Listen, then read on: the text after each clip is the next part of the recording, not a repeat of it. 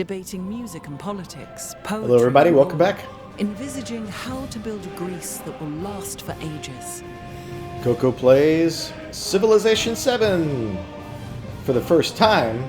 This is part 3. My first playthrough. I am still in the Antiquity era.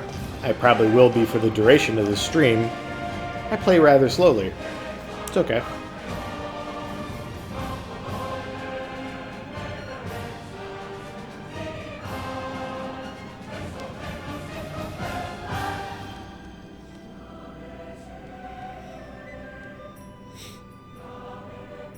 I'm still laughing that I thought the Parthenon was a world wonder in this game. Because in every other Civ game, it's been a world wonder.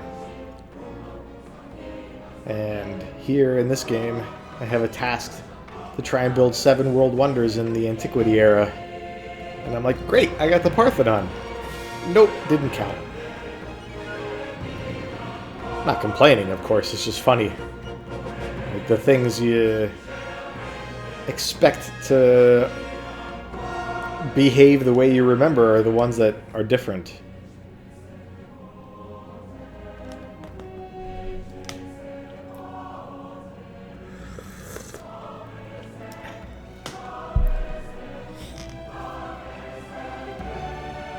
I noticed how great a job compression has been doing with my recordings for playing this game, in contrast to the RPGs that I've streamed, which where the pixels on screen change pretty much with every frame because the camera's constantly moving.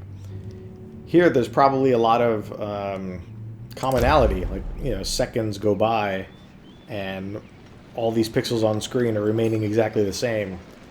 So I can record for like 5 hours and have it only take up like 10 gigs.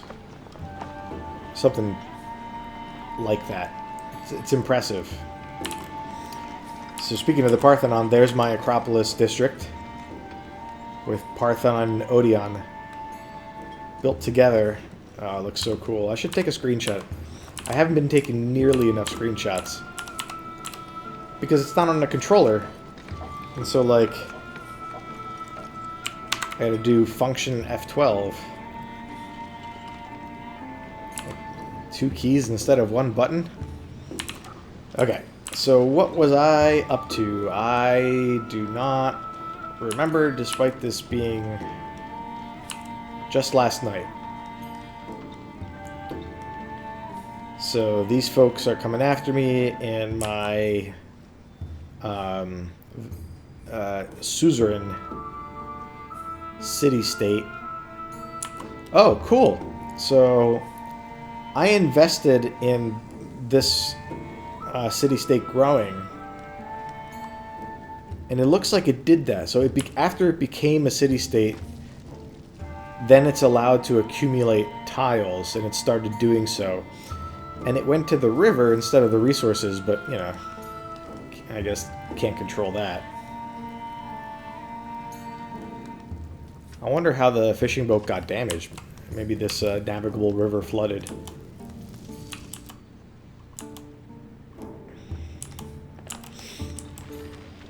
Alright, so Commander, Warrior. Let's just play some defense. We've got, I think, everything set up where it needs to be. 2 turns until this grows, and then I might want to look into buying it as another city.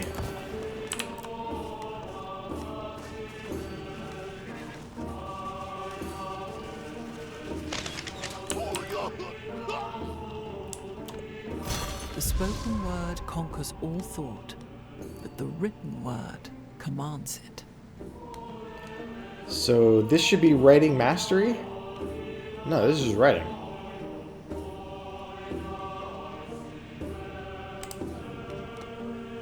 No way, I'm sure that was writing mastery.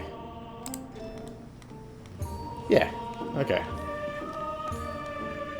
And for the other one, it was like Masonry 2 or something. Maybe I just missed it. Yeah, I kind of adjusted, because of the Wonder Goof, I changed up some things, so now I get this codex, but I can't use it immediately because I didn't build the library yet in order to store the codex. But that's okay. Alright, so...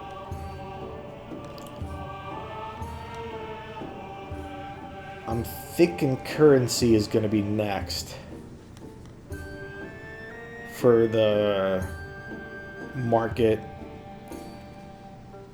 and probably resource stuff. Yeah, general, you know, gold related stuff.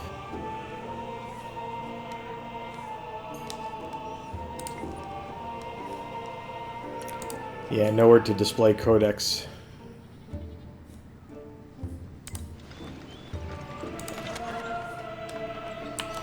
Okay, so this spearman has moved over here. Maybe he'll get distracted by Jose's units, so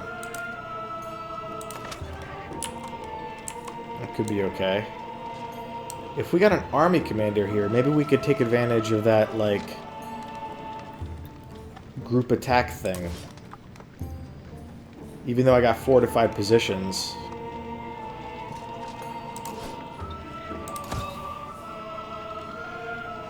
Coordinated attack. So how does that work? Like, what happens if I do this?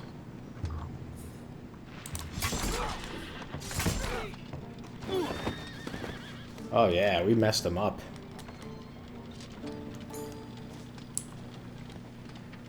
Awesome.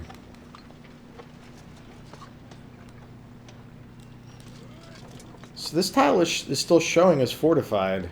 I wonder how that works. If you make temporary fortifications, I kind of thought they would stay in place until the unit left the tile. So we'll see next turn if those disappear.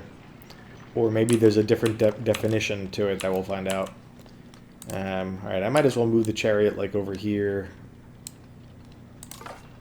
We don't really need the scout around. It's not like a great defensive player anyway. Let's just get him out of the way. And move the chariot here. Just in case. Okay, so we were accumulating influence. Part of the thinking was in case we need to make peace with Jose.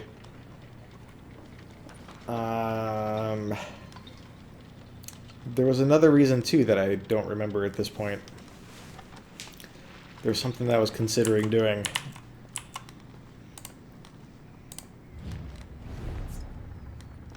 Yeah, no real reason to do anything here.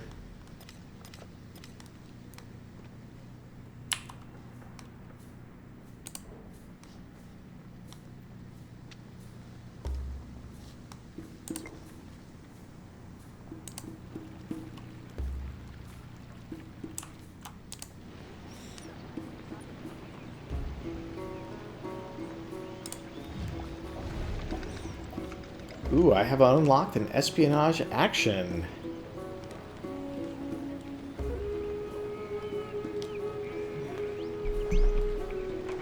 Okay, so there's a chance that they're revealed.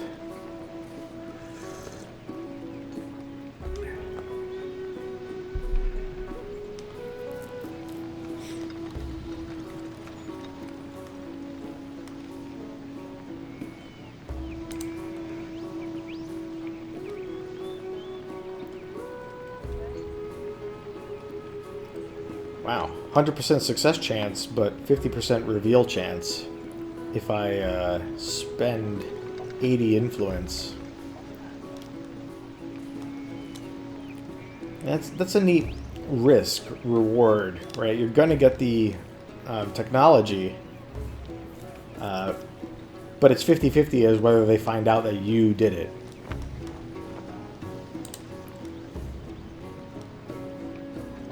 Wait, why, what was his leader agenda? Oh, right. I didn't mean to exit that screen because it's more convenient to flip between the leaders. So it's the same cost for any of them. Yeah, just because, you know, we don't like each other right now. Oh, boy. Yeah, I didn't have enough influence saved up to avoid the denouncement.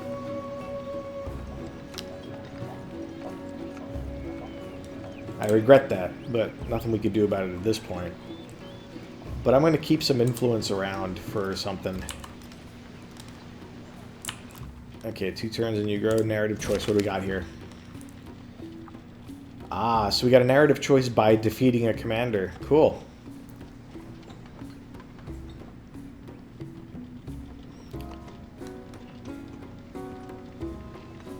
+1 happiness in all settlements. Like, permanently? For the duration of the age? Yeah, it feels like getting the happiness works.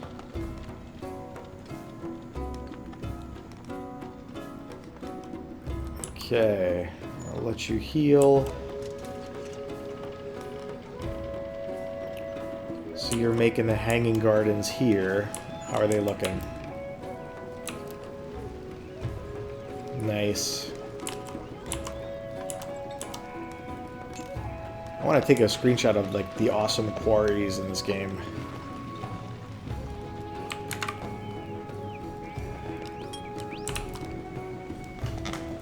Let me check the stream real quick.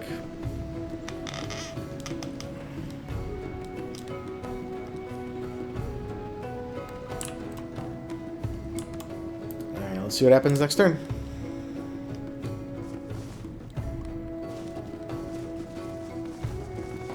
Yeah, you run away.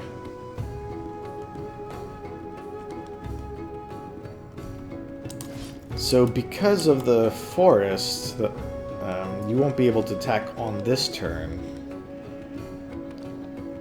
So maybe just keep you here.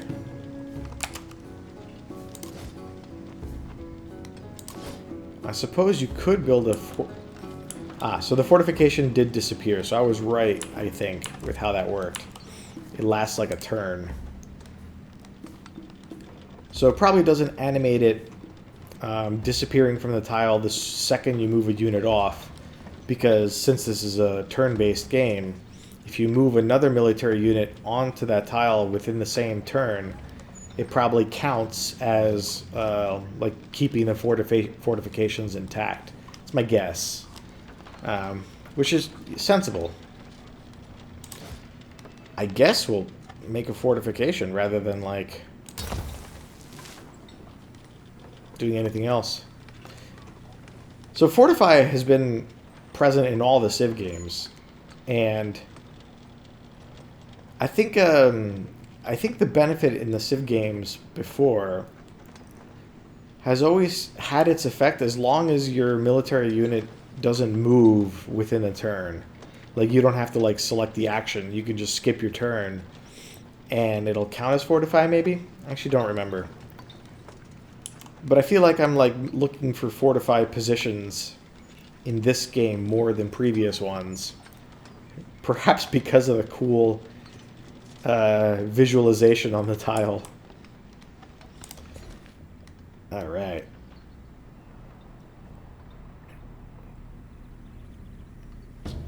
So we got the wine. Good day, good day. I couldn't help myself. I had to play again.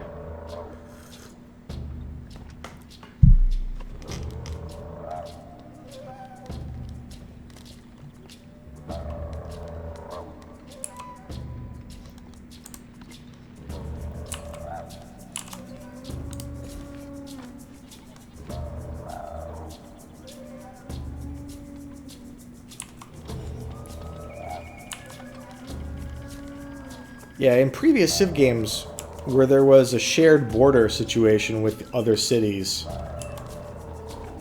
you could swap the tiles between them. I don't think you could do that in this game.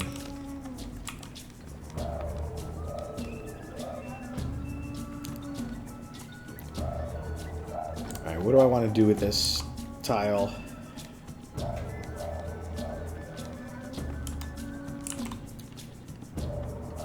So I guess resource-wise, the two things that I can go towards are the wool and the horses. Horses I have in the other city, and I believe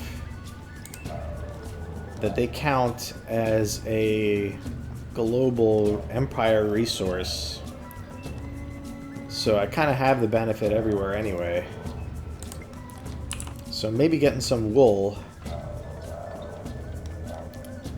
is a good idea. Grow in that direction, maybe. Up here is a lot of food, which is nice because of the floodplains. And wool is quite far away. Yeah, I feel like a little bit, but I have so much food here.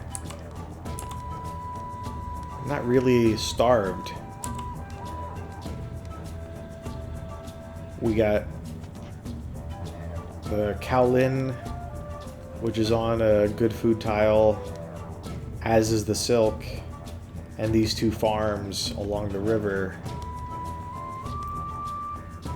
I am tempted to get a third farm now, and then maybe go down. Let's do that. Can't hurt to have it. Now let's check out the cost to convert to a city. 300, perfect. That's exactly what I wanted. I wanted to wait one more growth and see how the cost fell. And I think this is a good time to convert this to a city. Yes. Okay, so now you're a city. And now I can build a monument. Perfect. Oh, that was the purchase screen. Okay. Alright, good stuff. 27 turns till growth. I guess I do need that food. Let's take a look at my resource allocation now that this is a city. So these, I get +4 for them being in a non-capital. So do I want to put them both there, or... Yeah, 20% production training units. I'm not going to do that in Corinth. 10% culture, I'd want that in my capital too. So I'm thinking I might just give all my food over here. Let's see how that changes things. Oh, the UI doesn't update immediately. Maybe I can force it to? Or if we look at like the details screen somewhere. New citizen in 21 terms. Did that update with my resource allocation? I'm not sure. 21, yeah. So it was 21 on the other screen. So we upped it, just not like boatloads.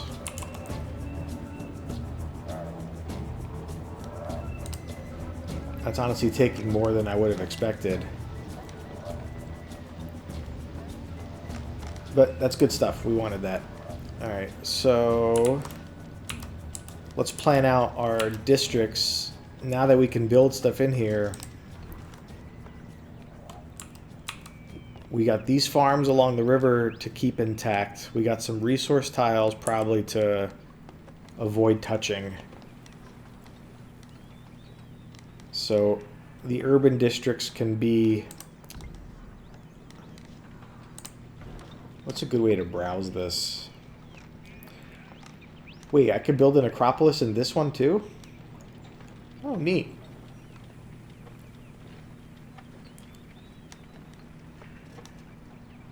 So the granary is probably why the other city has so much more food.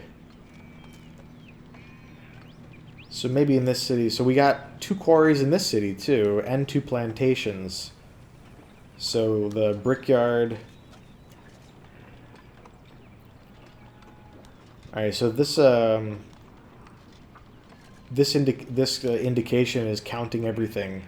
The base production bonus, the extra production bonus because of the mastery, and then the 2 production bonuses from each mine, the 1 from each mine. That adds up to 4 extra production per turn if I build this. So that's probably the case for all of these things.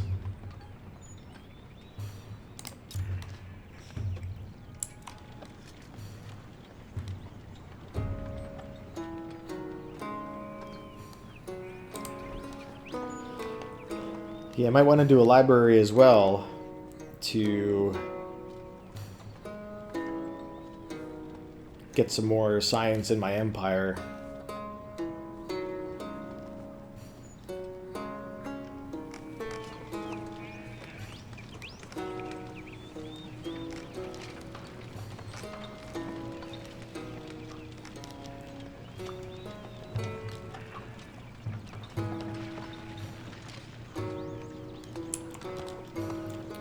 So you got 8 production, you got 15. You're generating no science right now. So library is my best bet there.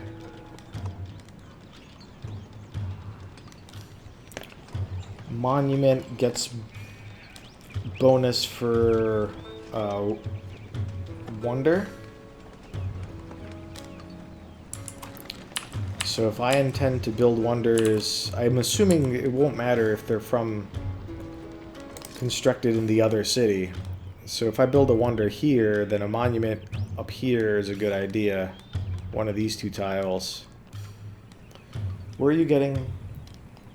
You're getting an adjacency bonus from the mountain. Okay.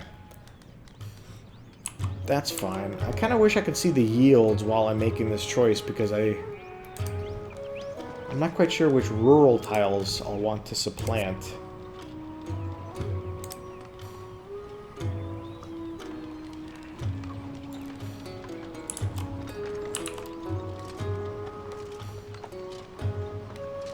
So if we do a library and monuments by somewhere here where we're going to build a wonder in the other city, that could work. But why are we allowed to? Hold on a sec. Okay, you can't pick that one. Just, this is the capital. So it's just the adjacent, just the immediate ones adjacent to it. You can't extend an urban district from another city. Which makes sense. Alright, so order of operations. Do I want to do monument first to complete the legacy path? Or Dragon of the South thing? Probably.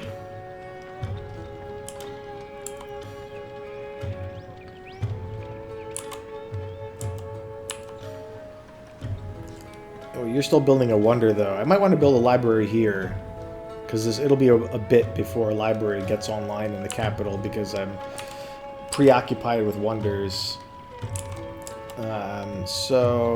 Okay, so let's assume that I'm going to build wonders in all of these tiles.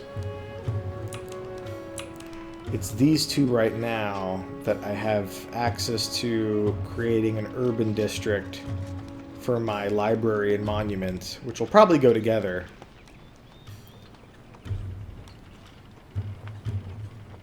So maybe do up here.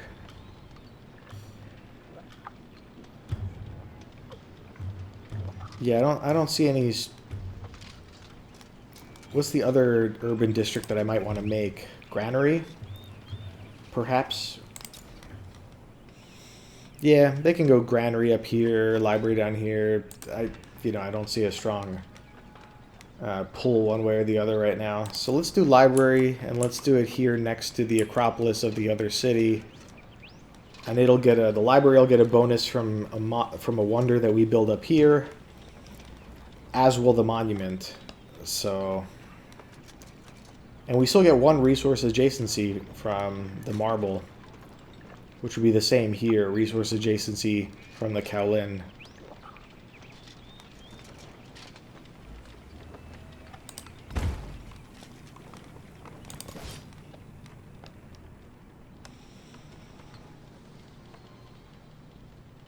Just hang out here, I think.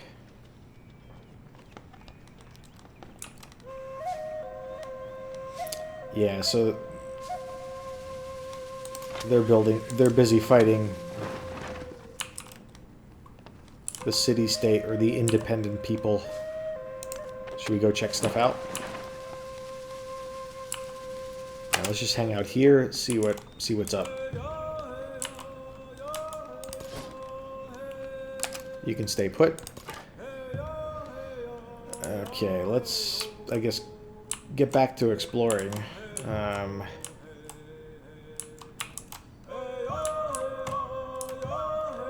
Yeah, now that I want to go over here now. I've tried a few times to go this way and have been sent back. Yeah, let's go around.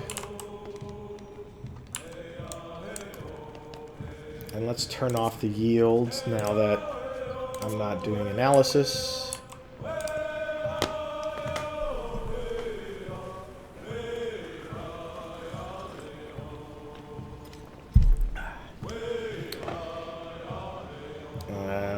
Pachacuti and friendly to helpful, you say?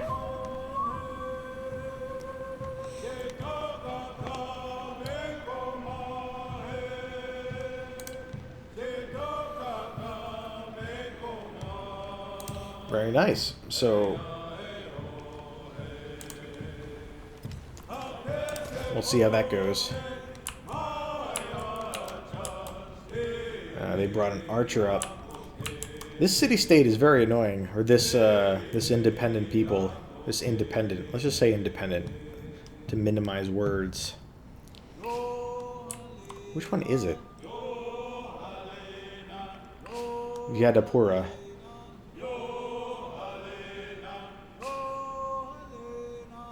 I don't know where that is. Somewhere in the fog of war down here.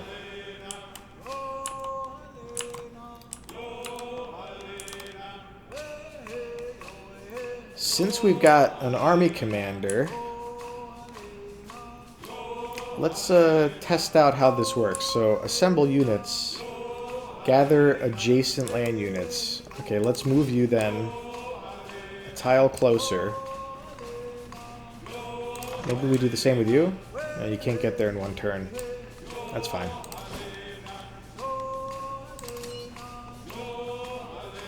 And let's gather them. Okay, so you suck them up. Very cool. That looks really, really snazzy. I'm going to take a screenshot of that.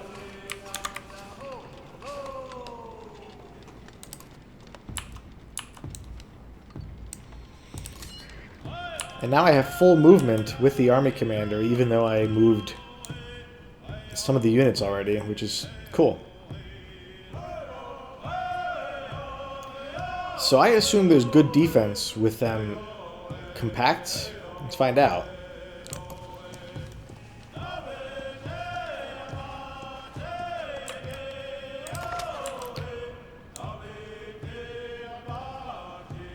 Alright. Well, let's, it doesn't benefit me to do this attack because units don't gain experience. Only the commander does. It's like, you know, might as well let him take care of it. Okay, whatever.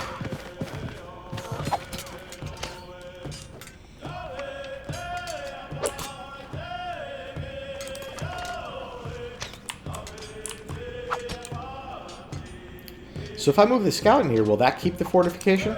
Let's find out.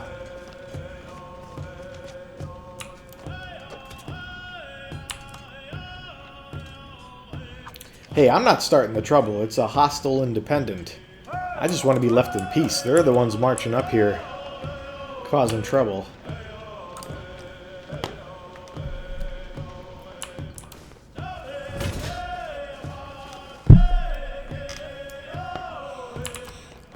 The administration is in the hands of the many, and not of the few. So this is Ecclesia Mastery, I believe. No. Yeah, it is. No, it's just one.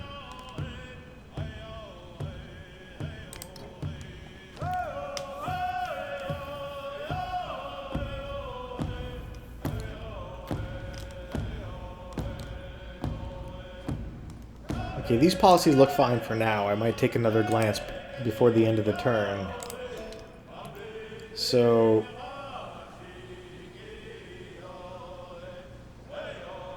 now that this Ecclesia Mastery is done, I want to see if this +2 culture is being applied, because I got an active endeavor with Isabella, I think. Where's my list of, like, active endeavors? Maybe click on me. Ongoing, okay. Research collaboration, farmer's market.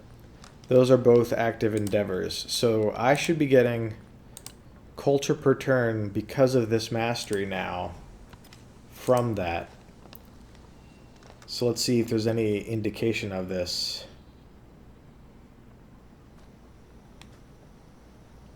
Other. Yes, I'm sure it's other.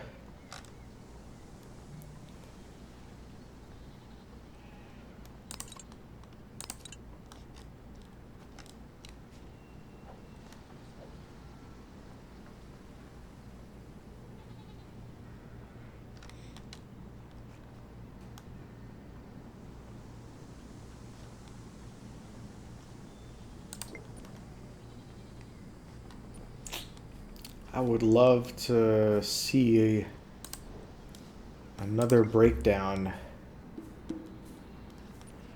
Well, let's take a look at the diplomacy screen. Maybe if I go...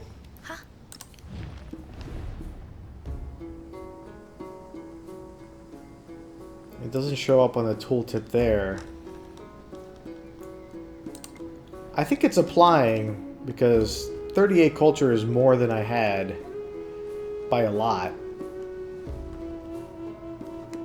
So it's probably taking effect. There just isn't a breakdown somewhere that I can find to show me that there's culture coming in for my active things.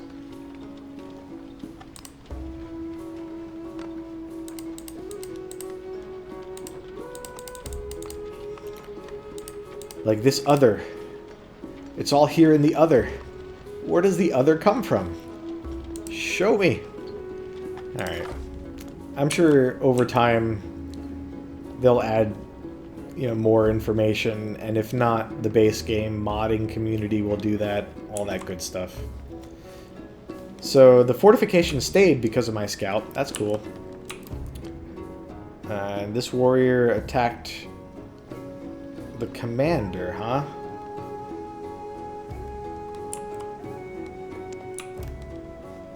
Alright, we want to move over here-ish. Let's go there. Okay, how about we go back to our fortification?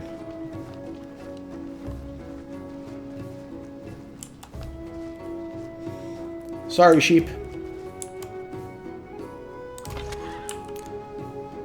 Now, I could finish you off, but I'm worried about who else might be down there.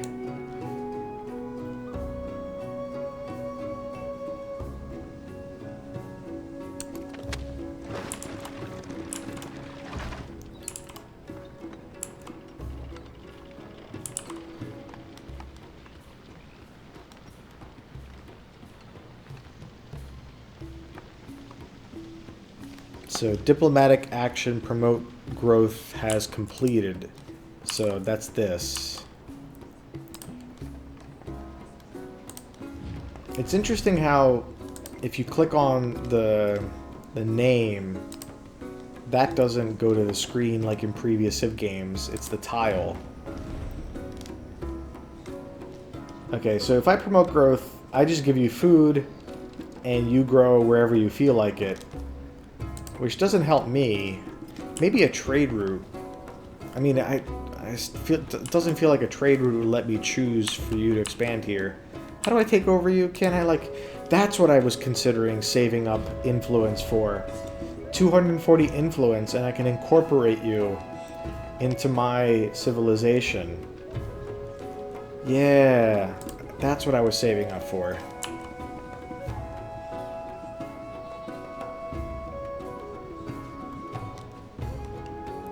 I probably will do that.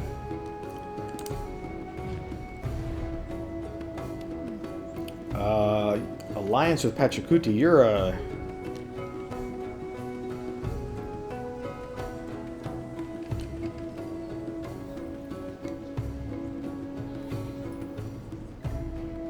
You're at war, right? If I have an alliance with you, doesn't that bring me into your war?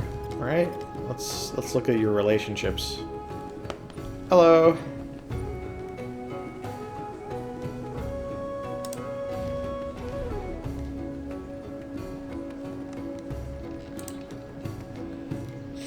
Yeah, you're at war with Xerxes. So if I make an alliance with you, I presume that that will bring me into war too. I'm not terribly sure that I want that. We do have a resource collaboration right now. Research.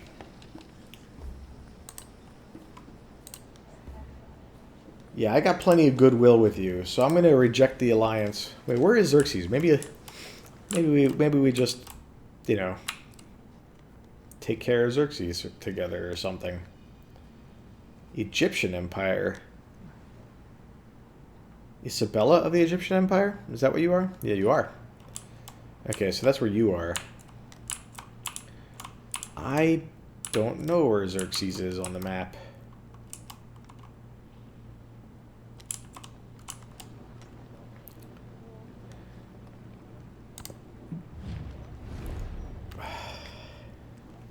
So no new alliance between leaders for 10 turns. Like, all leaders? Like, because I declined this...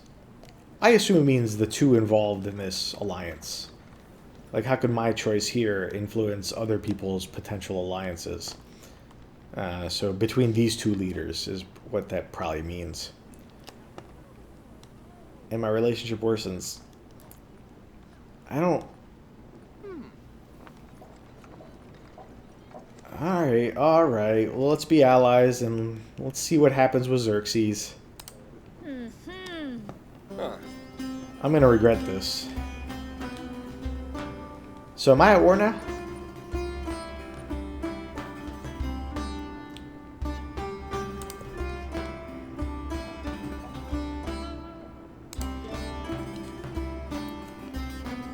Alright, so this mastery was brilliant for me, I think.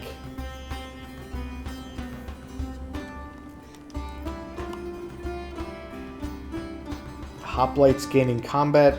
I am a suzerain of one city-state, though I might choose to annex that city-state. I didn't really post schedule, I just kind of stream whenever I feel like playing. I'm not sure if that'll change.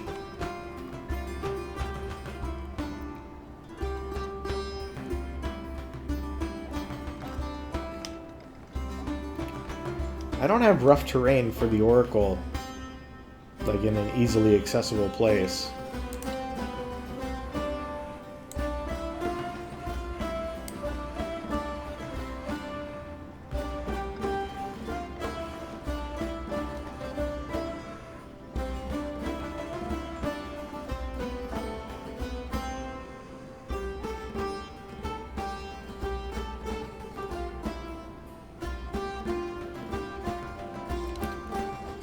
How much tropical terrain do I have?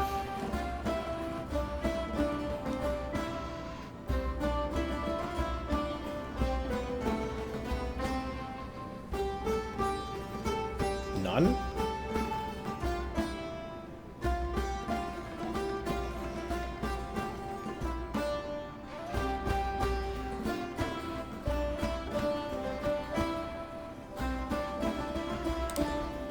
Okay, so that one wouldn't benefit me.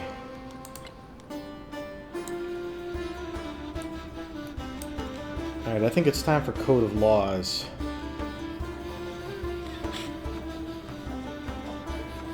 Hey, Oracle. That's, So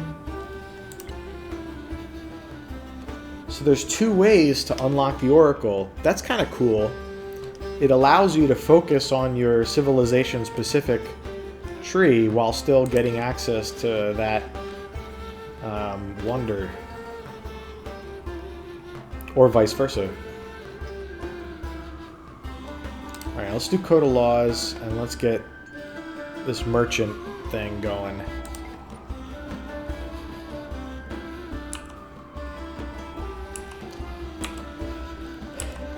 I don't know, just, you know, playing games and sharing my thoughts. So here's the consequences of our alliance.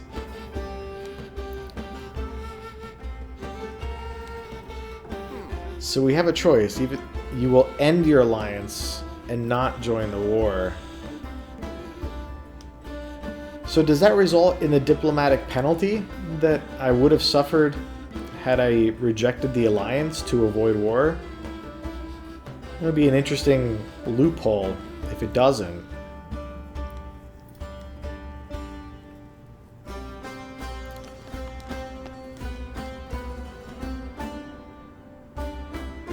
I'm going to test this out. Like, I know I chose my alliance assuming that I would end up in war. But I kind of want to see what happens if I stay neutral and then I drop the alliance. Does that mean that I get a diplomatic penalty to, like, rejecting the alliance? Like, similar to rejecting the alliance. Let's see what happens.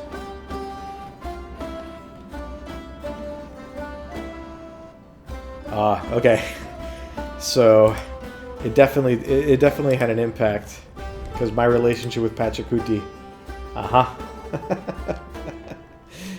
Minus 30 to end an alliance. Yeah, now I know. Like, that's what playing the game is about. Just kind of want to see what happens. It wouldn't have made sense for there to be a loophole where you can, like, form an alliance and then stay neutral in war and, like, avoid the penalty of rejecting the alliance by doing so. Like, that, it wouldn't have been right for that to be there, so this makes sense. And now my map is lost. There we go. Anyway, I'm glad I'm not at war. So there's that.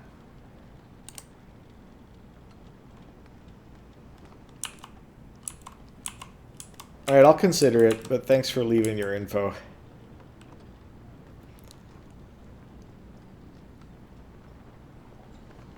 So now our relationship with Isabella has changed as well. I wonder why.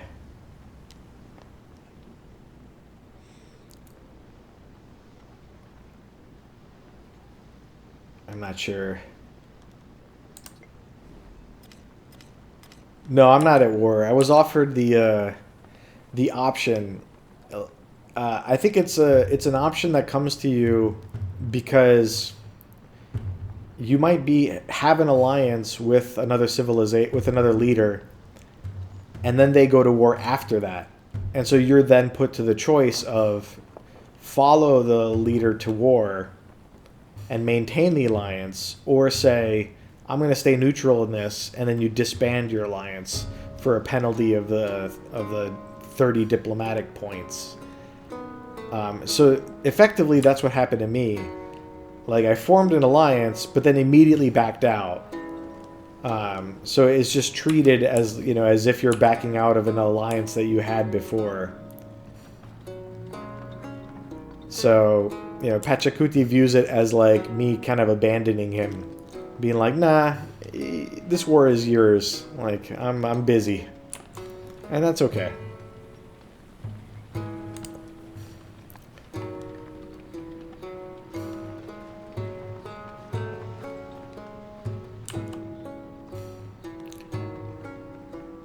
Alright, so here's the age progress information.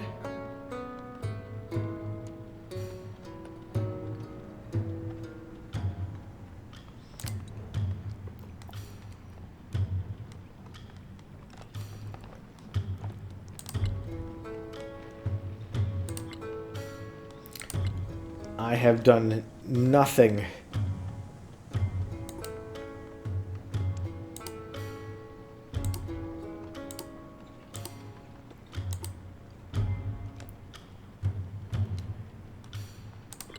So I feel like the economic one I'm going to end up doing more of, because I will do Code of Laws, I'll get a trade route. Some of this stuff might be coming. What's everybody else up to? So Xerxes has 7 resources. Nobody has any wonders.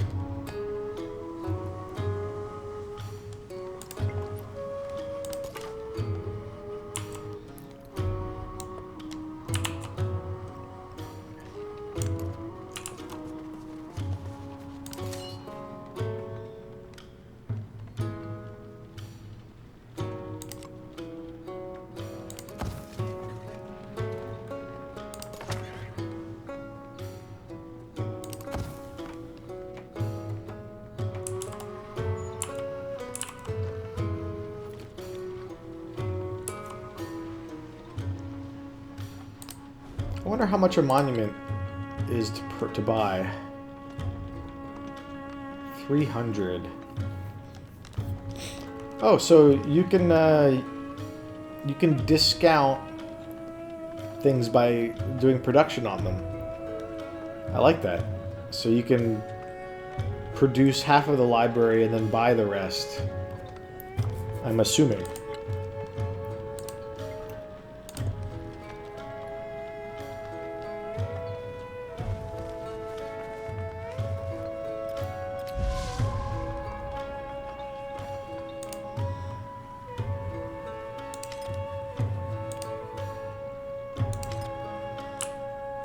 Okay, so I should be close to being able to... So 240. So Isabella's probably going to ask for a thing, and I want to, like, not spend influence on it because I want to annex that city-state.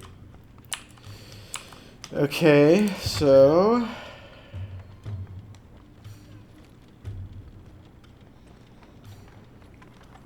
maybe play defense here.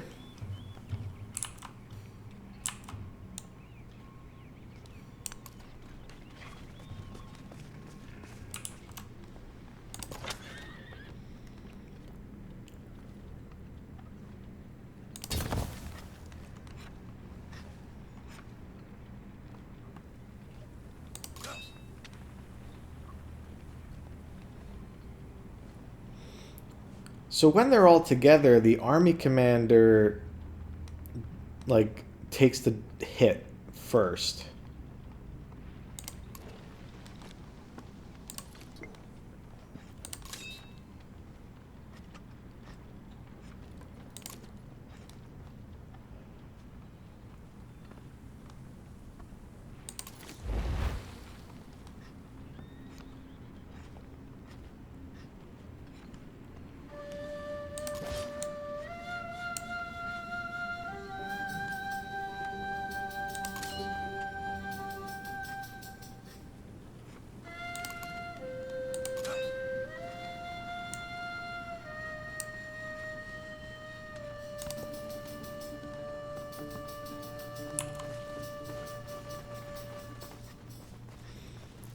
Oh, come on. Why is that so many units?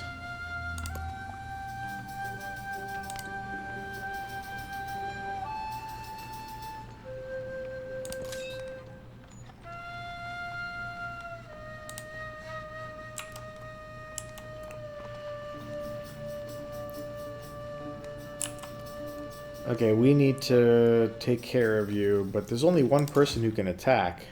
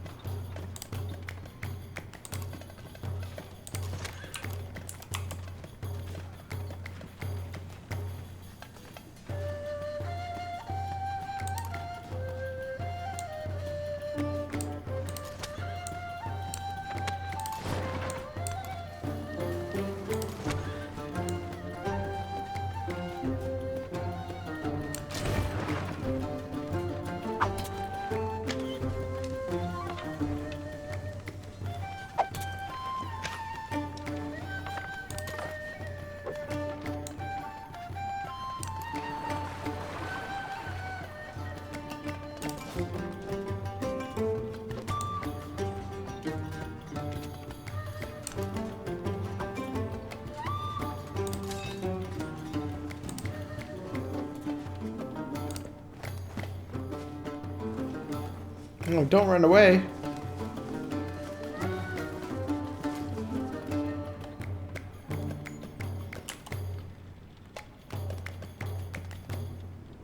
Alright, so what we could potentially do... Oh, so it consumes the army commander to use these actions. So I can't move over here and attack on the same turn. But I do get experience if I attack while you're next to me. So I think what I'll do is... attack with you. Finish you off. I didn't say that I got experience points for that. Okay. Curious.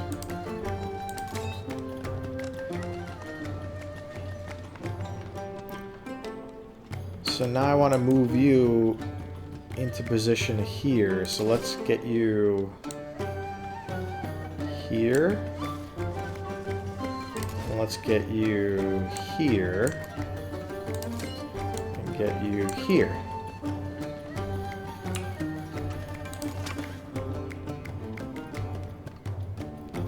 Just heal for now.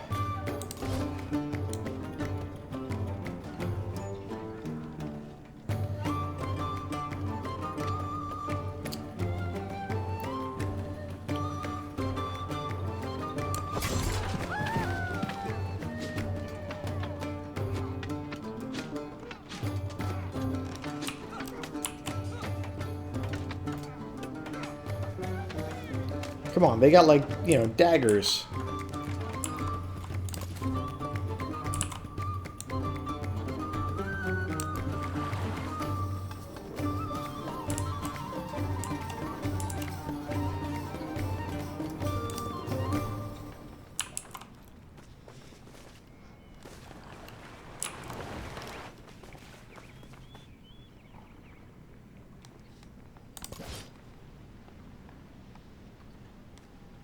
Alright, you go heal.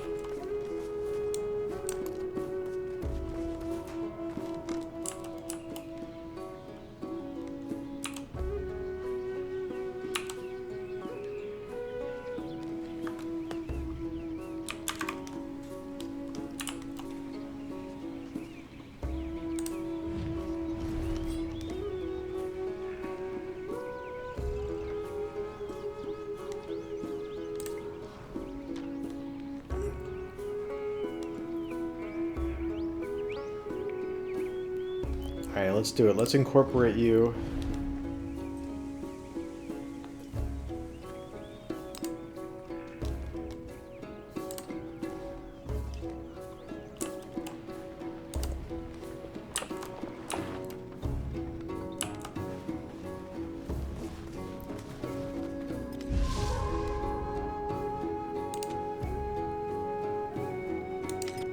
Yes.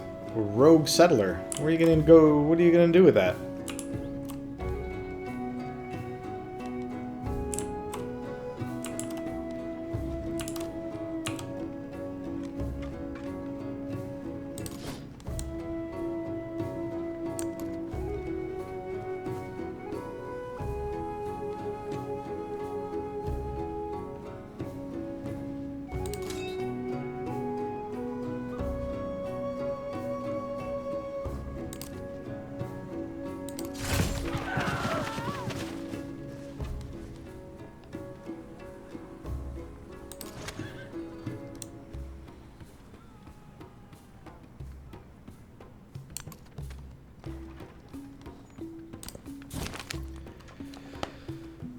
soldiers return from the field with fever-bright eyes, bringing lurid descriptions of slaughter and disembowelment that frighten children.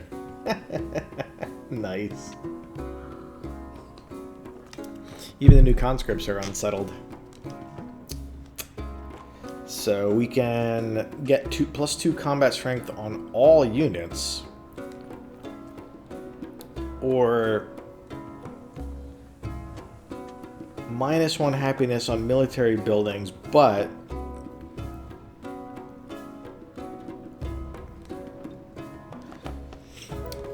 I'm wondering what these narrative events turn into in the future, because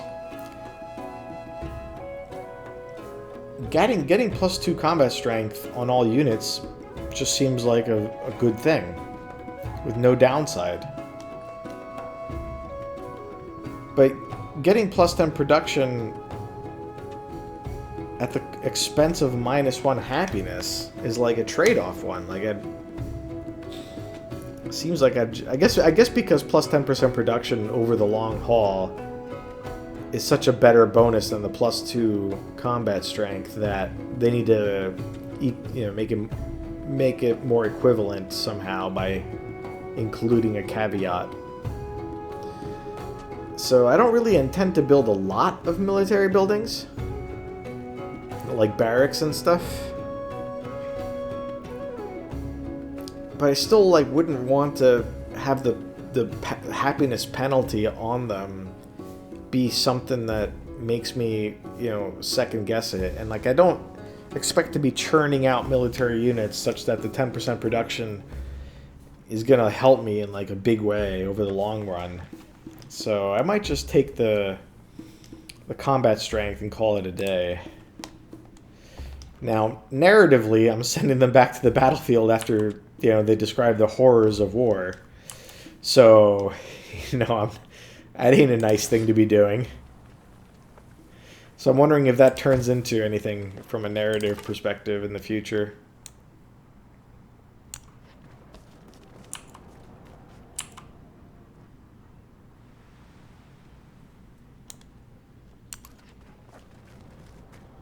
Ooh, a volcano.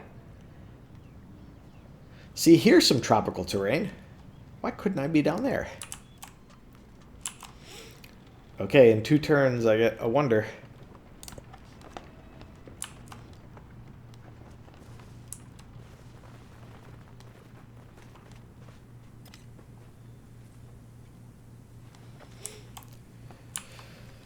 What do you think you're gonna do up here?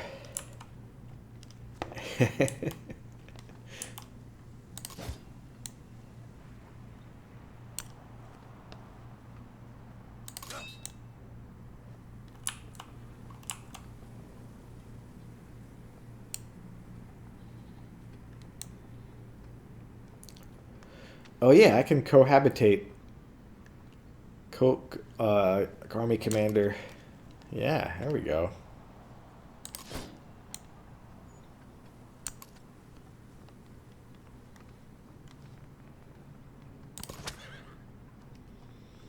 Alright, just heal this turn.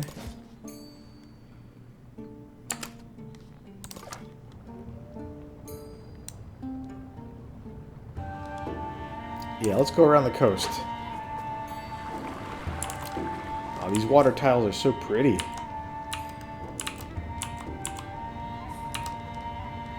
That's some nice tropical scenery. Volcano mountains next to some water. Alright, Xerxes, what's happened with you? Nothing particularly.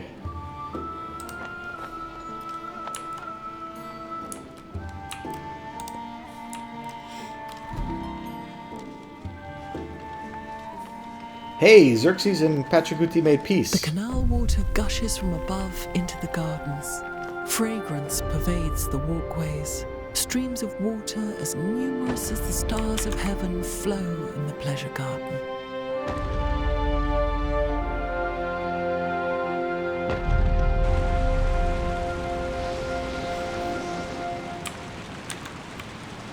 amazing. That looks so cool.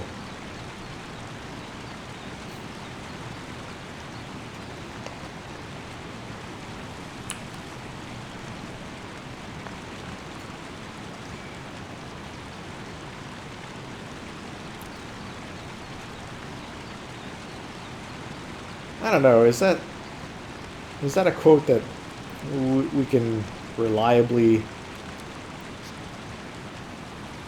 attribute to Ashurbanipal? That sounds like something that somebody said he said.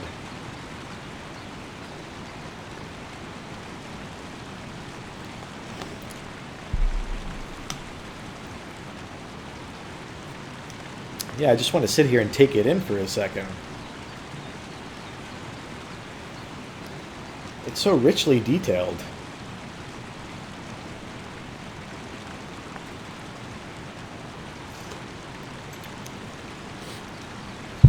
Like, I immediately have this desire to create a hybrid game of civilization crossed with, like, city skylines.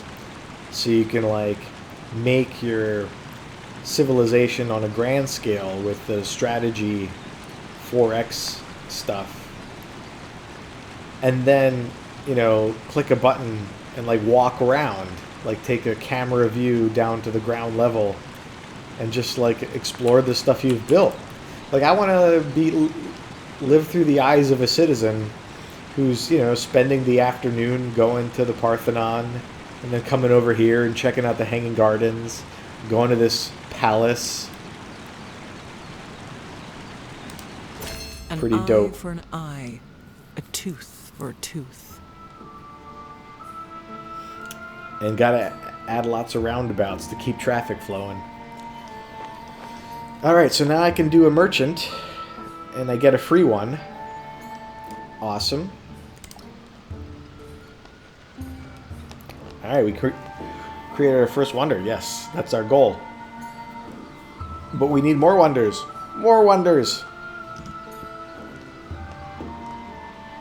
Yeah, I mean, I'm going to accept the objective. I want to keep going. Wait. Oh, my camera got all goofy. Oh no. Okay, I fixed it.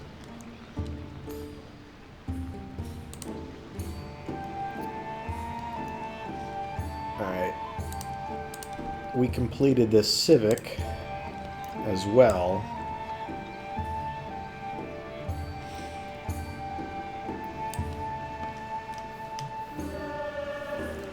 So mastery gives me culture from specialists, which I don't have any. And Emil Bell.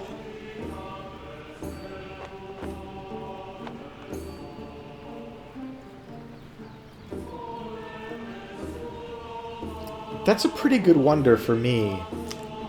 Except for the fact that it must be placed on rough terrain. I am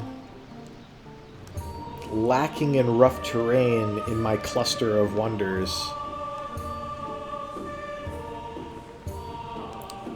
Do wonders need to be built adjacent to an urban district? Or can they just be built anywhere, like adjacent to rural districts? Let's, I don't know, check. Let's see what Petra... Yeah, okay. So wonders can be built anywhere, adjacent to any district, as long as it meets the criteria of the wonder. That's huge. That means I can build Petra along my desert river tiles. And I was planning on doing a library here, so then Petra can be here to get me another adjacency bonus for that library. Dope. Okay, so that means that I have some rough terrain somewhere around here. Where the gold is, I guess. That's not great.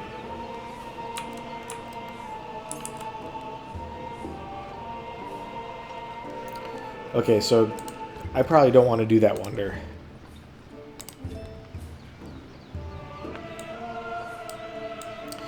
Your scroll position isn't maintained. That's a little annoying, but the fact that it's just age-specific tree means it's much smaller and more manageable.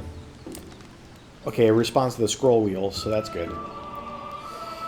Alright, so not going to do mastery. Not going to do tactics. Potentially could do public life. Nah.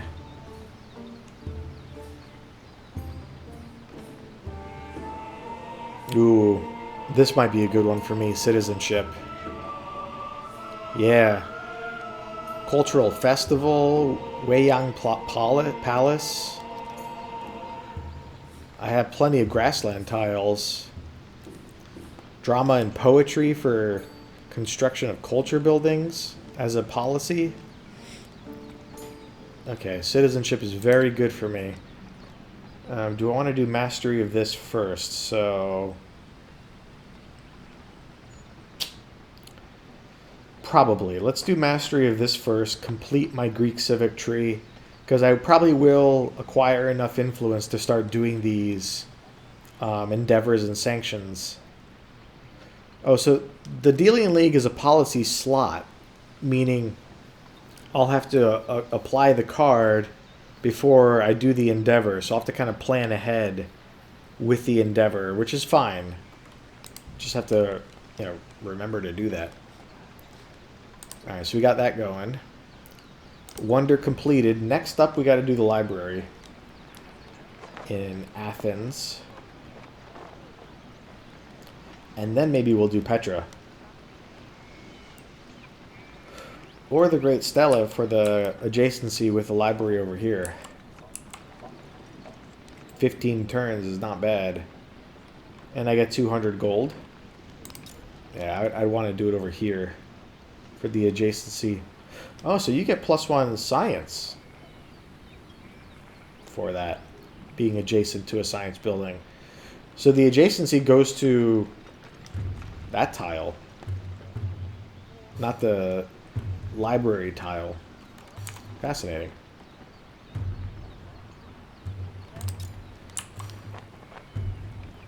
Alright, but we got to follow through with our plan to do a library here.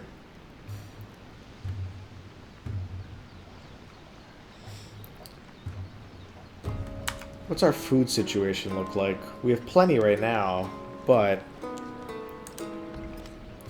do we still have tiles? Oh yeah, we got river tiles up here where we could get more food if we need it. So we can waste these river tiles on wonder stuff.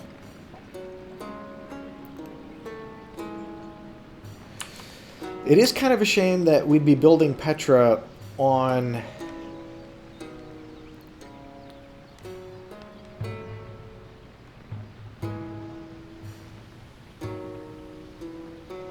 Huh.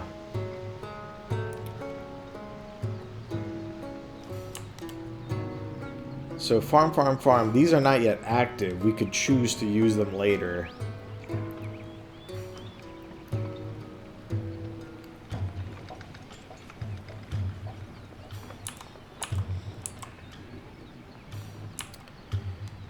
Yeah, what would be awesome is if we expanded down here such that we were able to make Petra on a desert tile whose yields are not very useful. Because we're gonna use this desert tile at some point.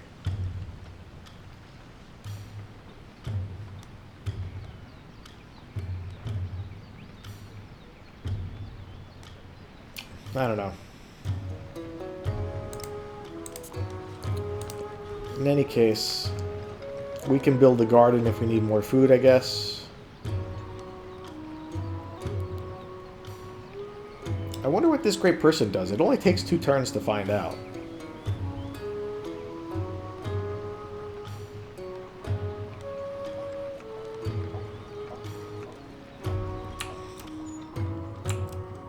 Yeah, the other library is going to complete. Already completed. It's done.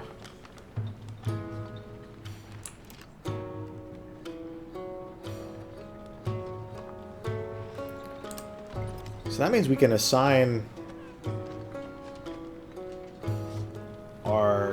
great work. Our codex.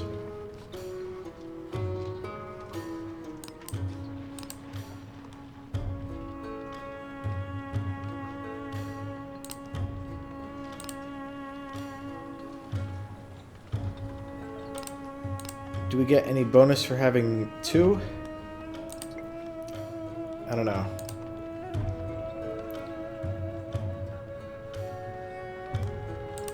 Alright, now we're getting some science going. Still not enough.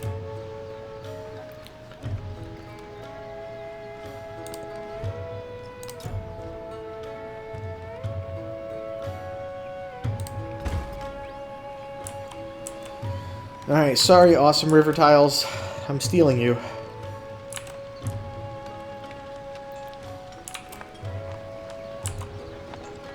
Leader attribute for expansionist because of something. Ah, production toward settlers. I guess there's really no benefit to saving these. This is a tree that goes the entire game.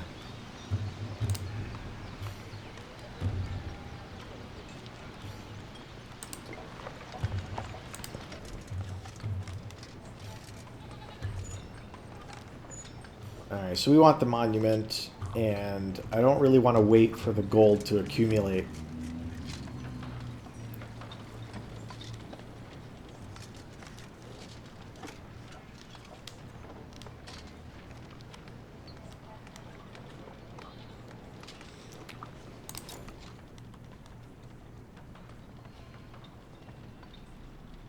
So we'll make it where we have a library. So the altar also benefits from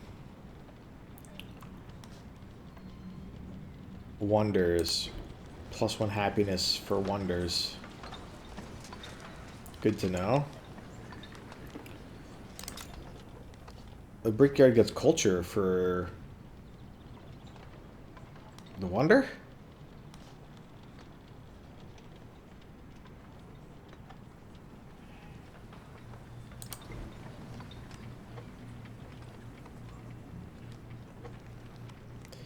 Yeah, so I must have some policy or something active that gets me this culture for any of these buildings next to a wonder. Or next to... This isn't a wonder, this is the Acropolis district. So it's the Acropolis district itself that's, I think, applying this, this benefit. But it applies to the buildings in this city, not to the capital. Yeah, it's different from previous Civ games. Usually when a building offers an adjacency, it is an adjacency that gets applied onto that building itself, not to the things it is adjacent to.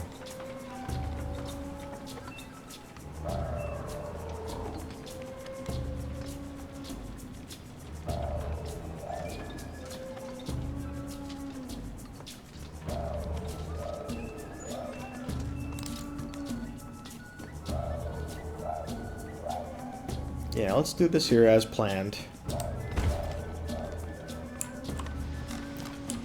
So we got a library and a monument next to each other.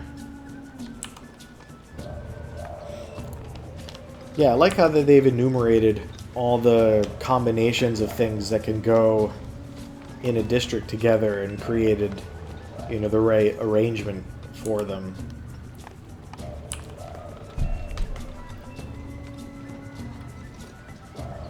I think it's more generalized than that. It's probably like, if you have one building, it looks like this. If you have 2 buildings, it looks like this. And then the buildings themselves just have their own distinct look. Okay, cool. I need you to heal.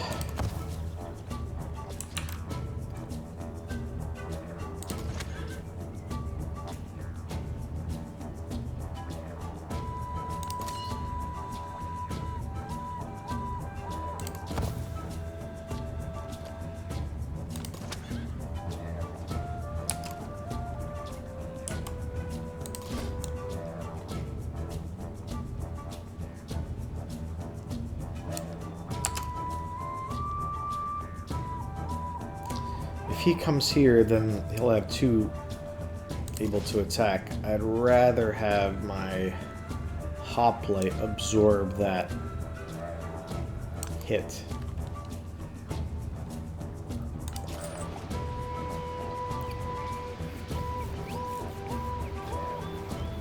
Our new support unit, the merchant, should be moved to a foreign settlement to establish a trade route. You'll need to train a new merchant for each additional trade route. Trade route grants you access to other settlements' resources, which can be allocated to your settlement. Great. So going to Civ7 gives me access to the cotton. Now, I will annex Civ7 in 7 turns. So what happens to my trade route then?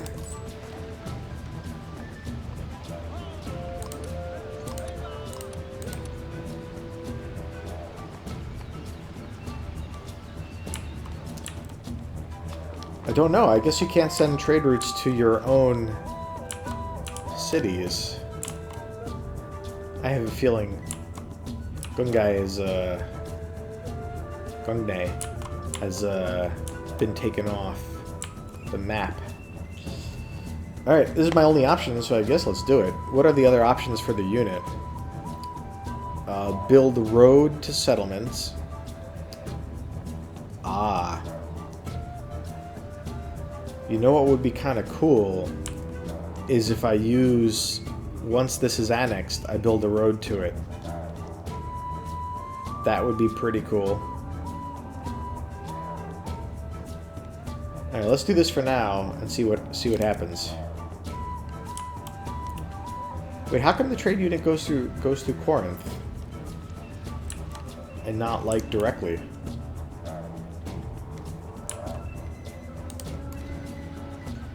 No, let's try that again.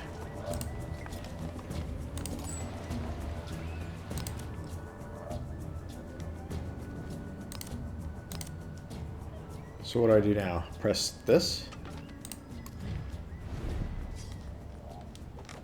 That was not correct. Let's try that again. Okay. Do it again. How do I confirm this? Here?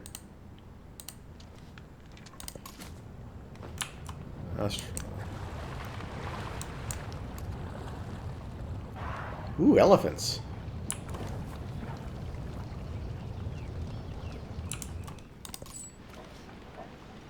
Yes. I would like to do this. Send your merchant to a city to trade resources with. Plus.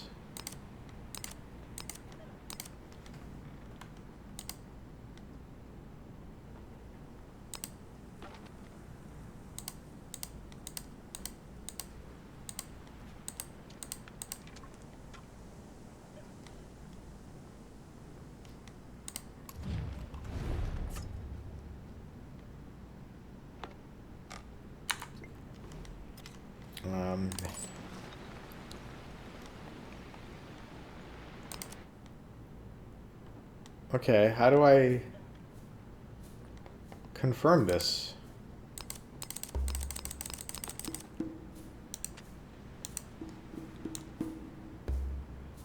That just moves him. That's not going to be right.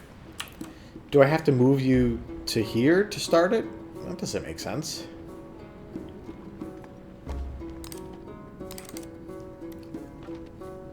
Yeah, it looks good. So how do I say, like, yes, do this?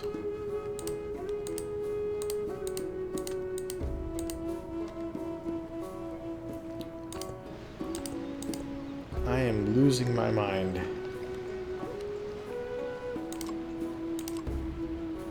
So sleep and delete probably aren't applicable.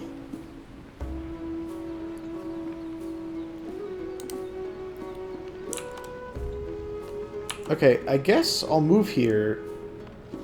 See if that helps. Let me move one tile. Now what?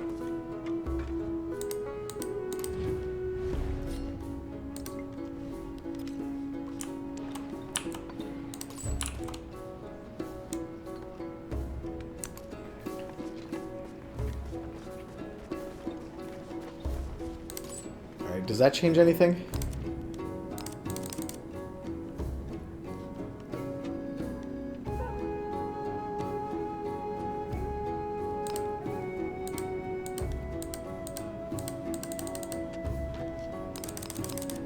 Yes, I want to do this.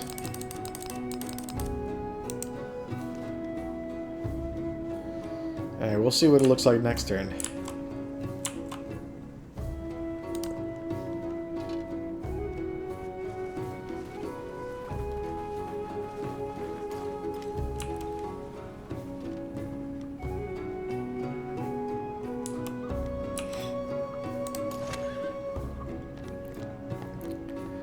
So far, so good. I would love to figure out how to get this merchant to do its thing.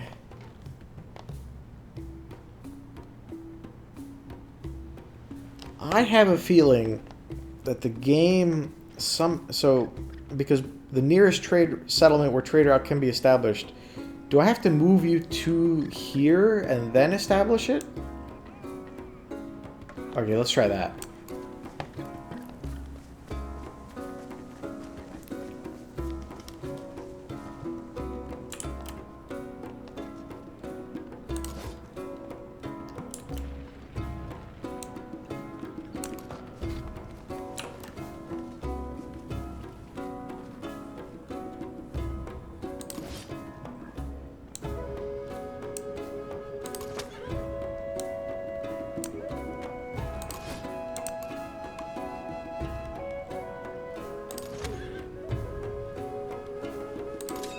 Yeah, sure.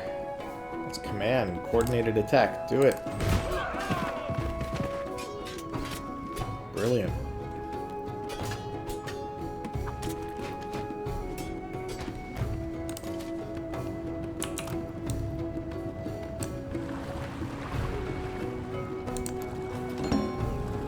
Ooh, I found something.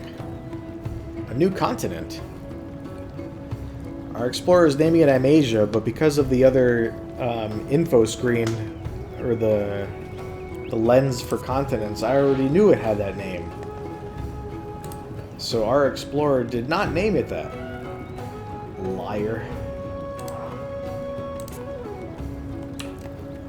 The explorer is coming back. I gave it that name. That's right, me. I definitely didn't get the continent name from the people I encountered there. Also, by the way, we can give them smallpox and take their land.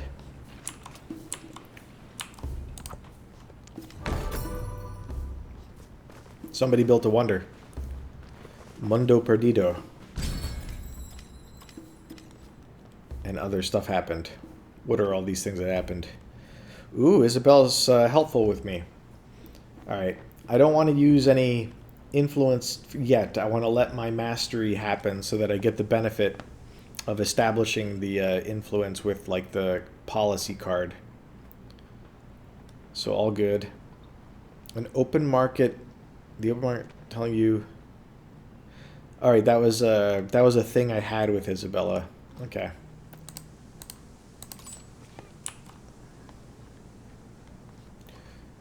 Yeah, let's choose a celebration first, and then do stuff.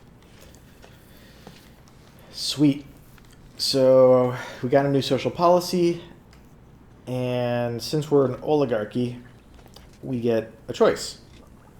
I am constructing buildings in both my cities right now.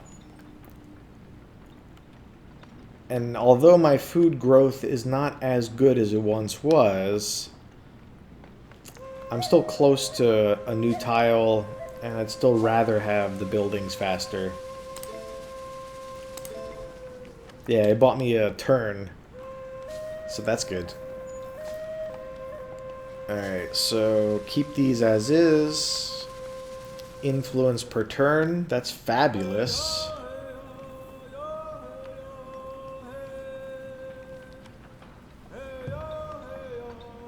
I wonder how many turns it'll be before the next one.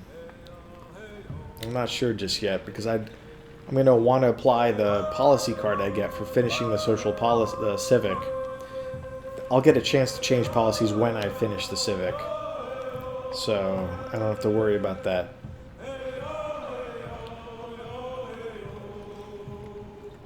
I kind of feel like my scout is right now in some unexplored territory, and I'm only going to use this for a few turns.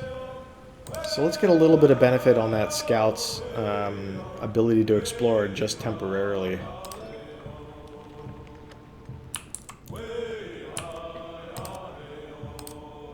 Yes, do this.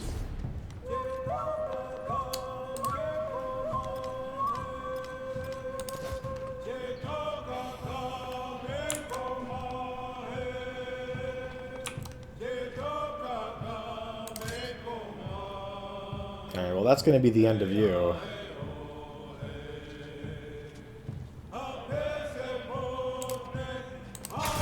I was hoping the... Okay, I guess they both kind of attacked. In any case, that's what I wanted. I have no idea how many more attacks are going to be coming from that independent power. It's getting annoying.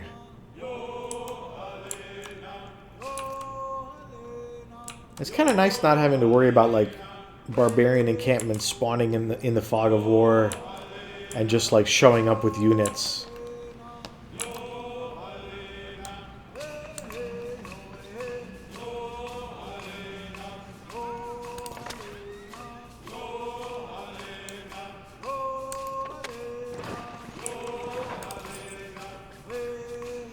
Okay, so now let's try moving you into the city.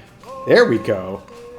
So you gotta move the merchant into the city, and then you can make the trade route. So if I get it.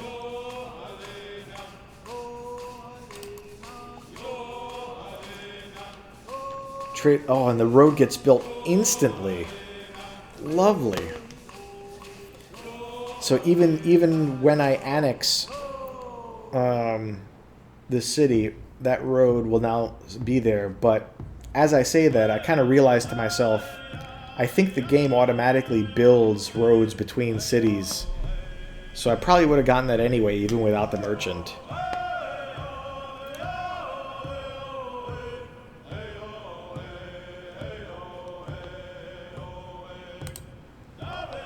Alright, so let's look at now the resource allocation. So this bonus is coming from it. Yeah, let's put you in the capital. Killer.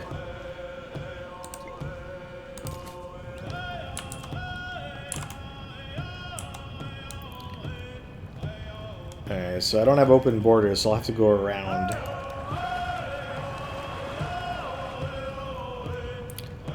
Friendly tribe. Do you tell me who? Tyre. Nice.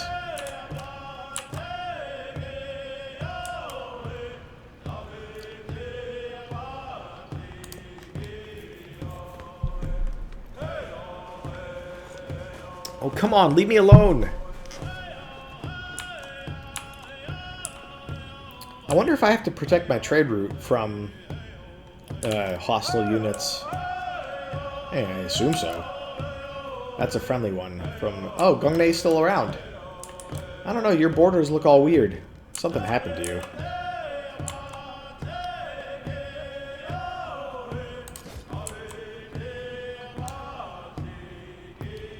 I don't think I can get the commander close enough to get credit for this encounter. Let's find out. And let's move you back here. You rest up.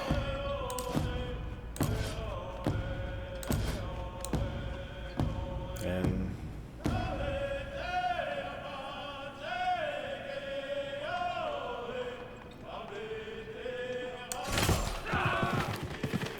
yeah, so I didn't get experience for the commander by doing that. The commander has to be adjacent to the tile where the combat is taking place. It's okay.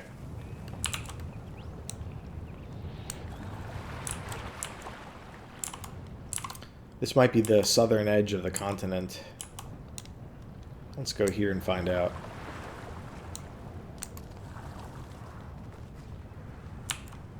Sweet. I guess this is Tyre Village.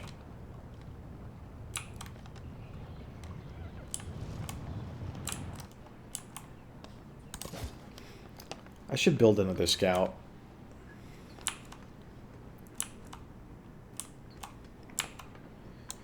Alright, I guess come over there for no particular reason.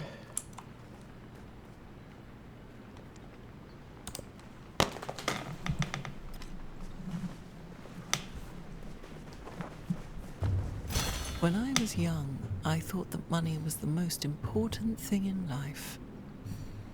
Now that I am old, I know that it is.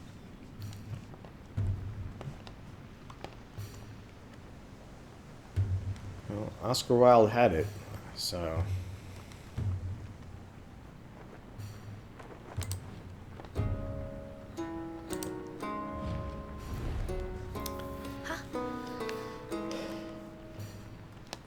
Yeah, sure. I'll be an ally with Isabella.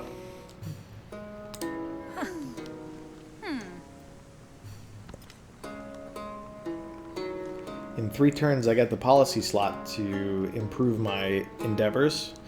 Maybe with an alliance that also gets boosted. We'll find out. Alright, what did I just do? Currency. And mastery gets me a codex, which I could use, and gold on gold buildings. And I obviously don't have any gold buildings yet, so I might wait a little bit for that.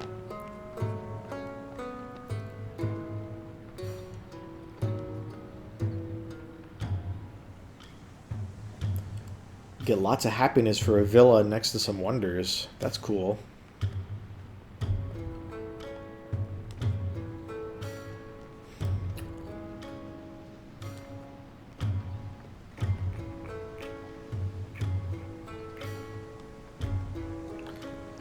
A lot of these buildings have wonder adjacency bonuses.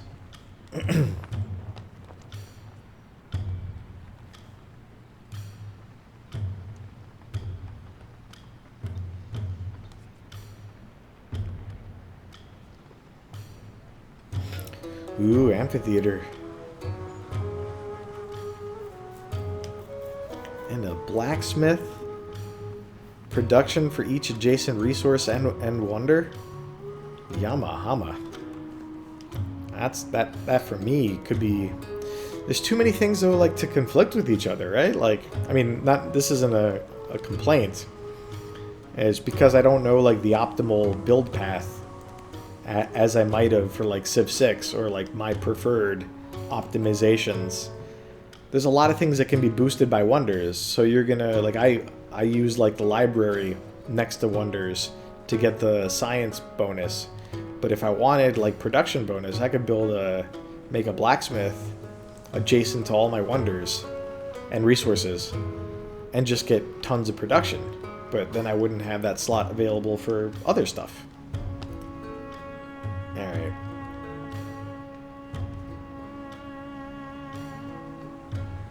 Bridges over navigable rivers, that seems cool.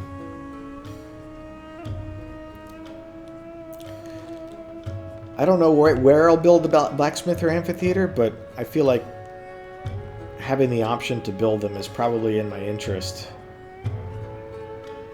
So now that I have the gold building, let's wait for the mastery. Let's do bronze working first. We might want to be able to do build an archer.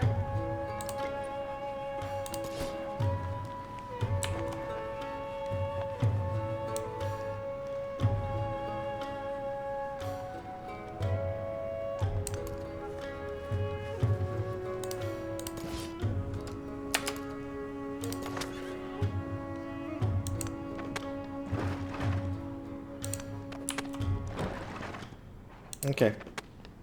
Nobody's scary here right now. Good. Finally. I want to take advantage of your leader ability. I did not mean to build fortifications. I wanted to look at the promotions. Let's just do that right now anyway. So plus 5% to all yields in a settlement when stationed on a district. So we'll keep an eye on something like 31 culture and see how that... So it'd be like 1 extra culture depending on rounding. We'll see what that looks like.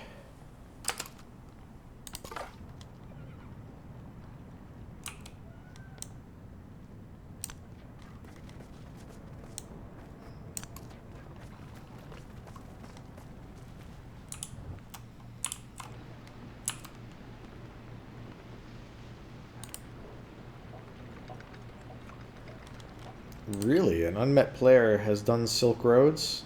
20 resources? An unmet player has assigned 20 resources. I have like 5. Yikes.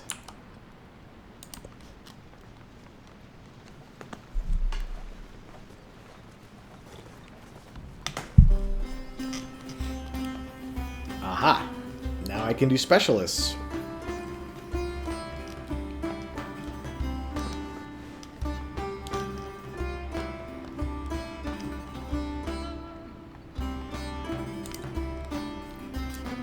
Let's take a look at what this looks like.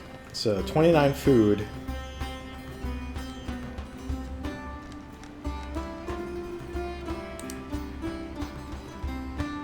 How do I initiate the specialist assignment stuff? Huh.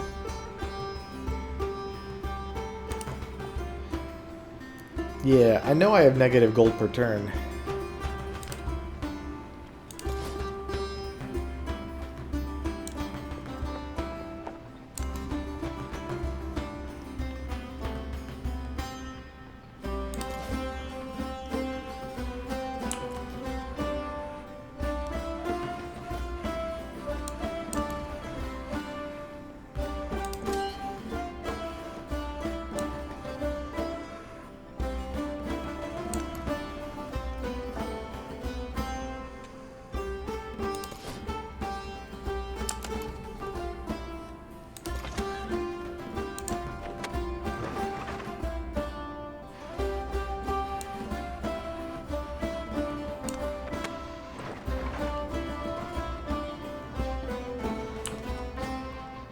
Yeah, so you're somewhere down here.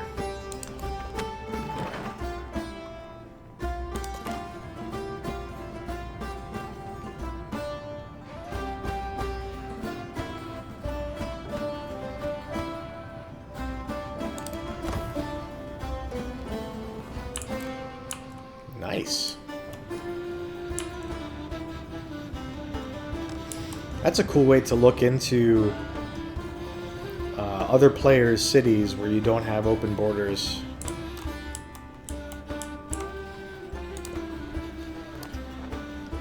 Alright, so we completed our library. And definitely need some money. But we got other business to attend to.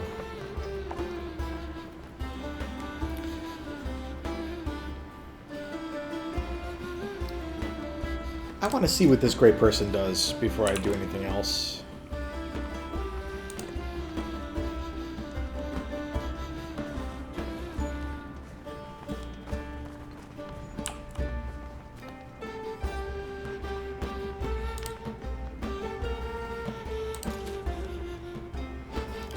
Alright, Socrates. So, activate on a palace or city hall to add 2 influence. So I can do it on palace or city hall, so either of my cities. Socrates of Athens. I mean, that's for 1 turn's worth of work. That's a pretty phenomenal bonus. Can I make more of these guys? Okay, so yeah, the cost will go up each of these guys you produce. Let's do a second one. 3 is not so bad.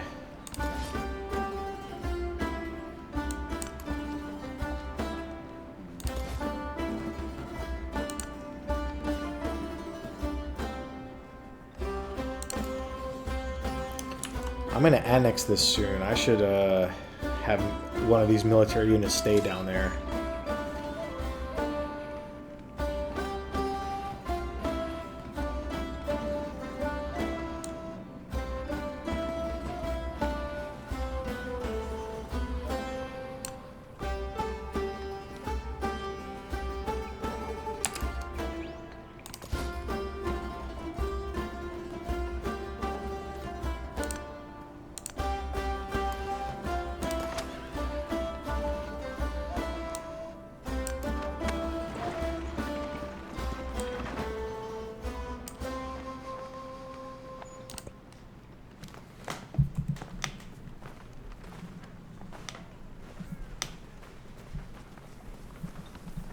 Right, as the world goes, is only in question between equals in power, while the strong do what they can, and the weak suffer what they must.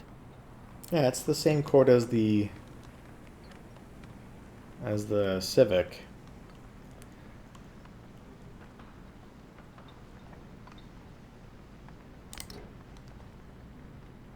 Let's do a narrative choice.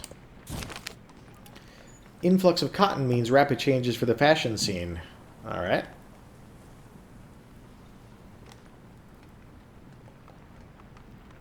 So practicality is always au courant.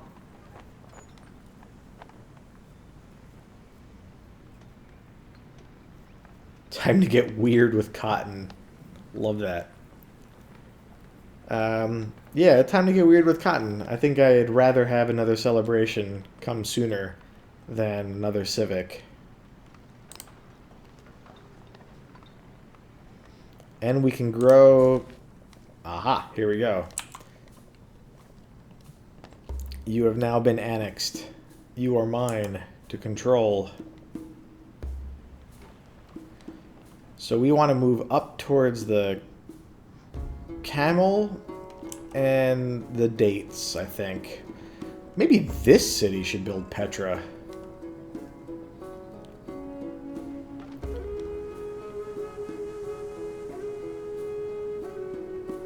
So, plains horses for just production.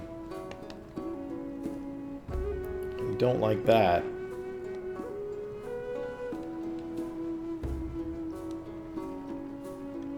Okay, so right now you've got a woodcutter, plantation, fishing boats, and farm. It's not a bad mix at all. Navigable river, wow, has good yields. Tropical floodplain. Why is it different though? Road and ferry, does that make a difference for the yields? I guess so. It's interesting that I get no food from a plain style.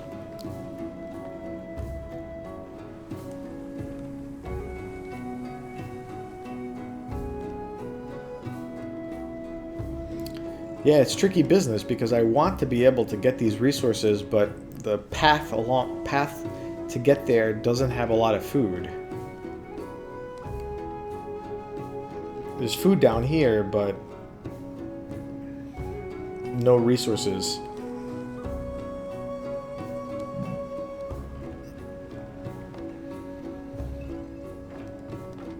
I already have horses.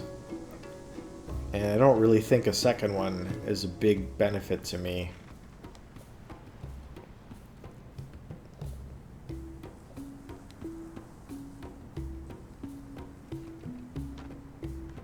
Let's do this one for now.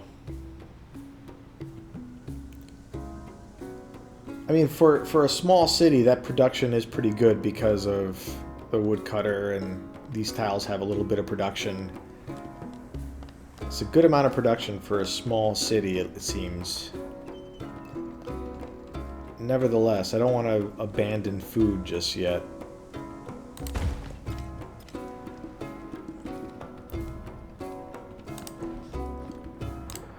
Alright, so we have completed the Greek civic tree, which is cool.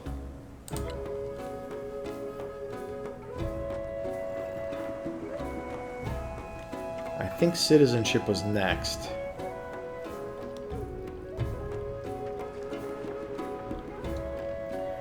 It's also my only option if I don't want to do these two, which I don't. Okay. Trade opportunity. Bak, part of the Mayan Empire, is overflowing with valuable commodities and 3 resources. Thriving markets are a sign of thriving societies. I would love to dispatch a merchant there. Ah, it wasn't visible to me before, and I didn't have this city annexed to be close enough. Beautiful. So do I have... Okay, so let's remove you for a second.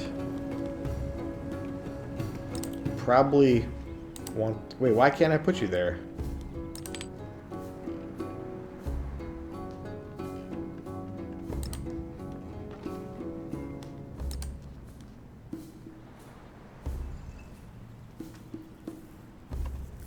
Is it because it's a town? Right. So bonus... And that's because it's from that town. So if you're a town, you can't get resource allocations from other places. You can send your resources to other places and use them yourself. So you get +2 food and production from having the cotton. And right, let's just test. I can't do the salt. I can't do the silk. I can't do the kaolin.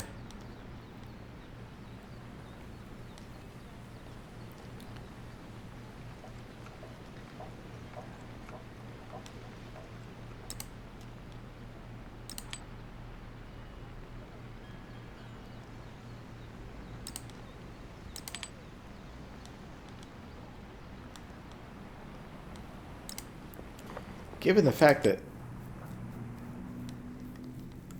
you're the only thing I can use here, I might as well put you here because +2 food and production is very useful for you. And to maximize the kaolin, I get 4 food there, whereas there's only 2 food here. Even though I would like the 2 food in the capital more, I'd rather get the full value out of the resource. So let's keep things kind of as they were.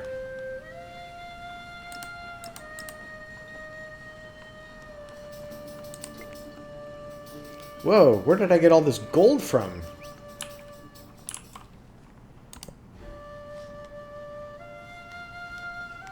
Okay, so, well, I want to make you a city eventually.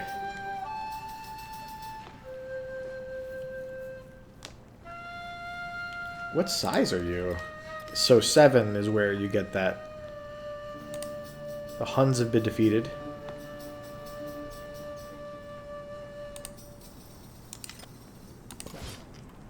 Alright, so now that you're mine, all your units went away? Hey, you're friendly now. Oh, it's a different village.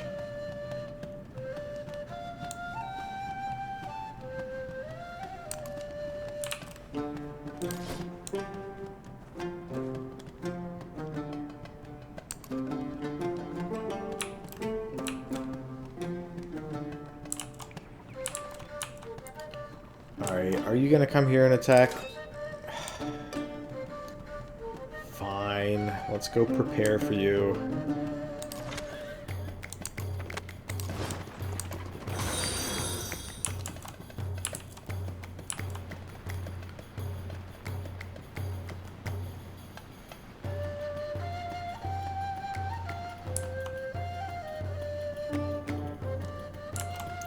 Ah, right. I wanted to look at my policies. Because I can change them. And now I got sanctions and endeavors, which I want to do. What's my lookout up to? Can I, like, stop you being a lookout? Take one more advantage of the policy?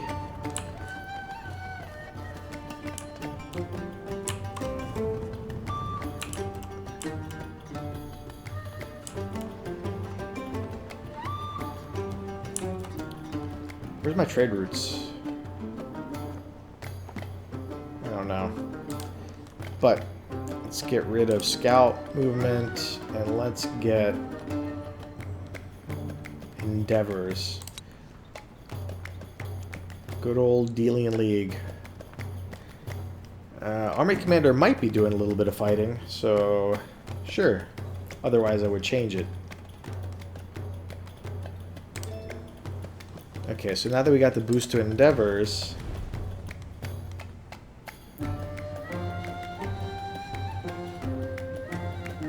send gold. Target. No thanks.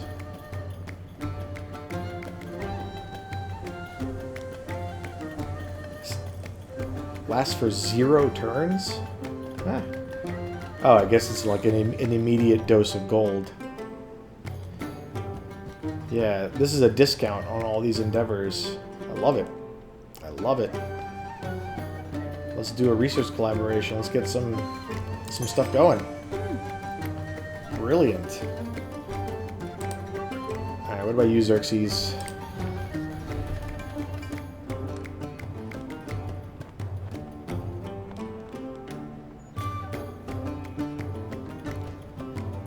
So the discount applies to only endeavors, so I don't really want to waste my influence on treaties. But I will spend it on reconciliation. Yes, absolutely. Love that. Huge. That removes a little bit of a threat from my mind.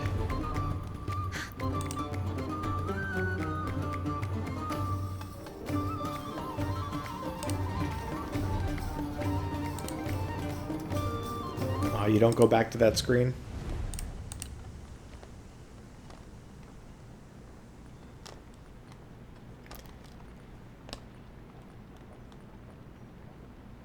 So these are just like city-states that I've met. Carthage. Kutuida.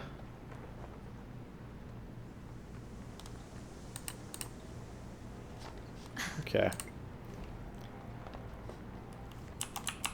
Is there anything I can do with them? Like, can I do something with Carthage? I guess just like any independent, you have these options.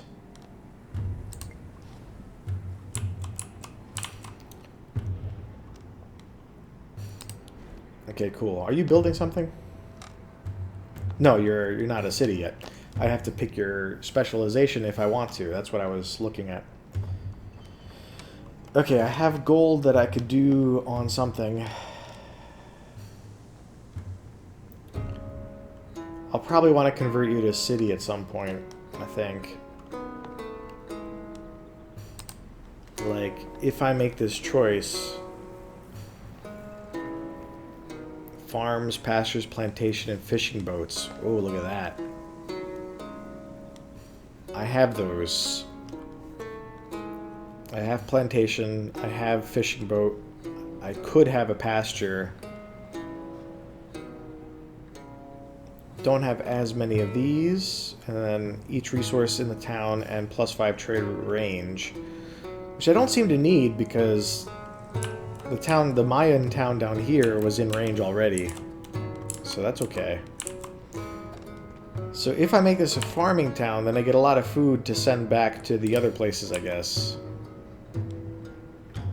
So I can grow a little bit and then send food back. And then eventually maybe convert to a city. Alright, that's cool. What's going on right now? So 12 turns until growth.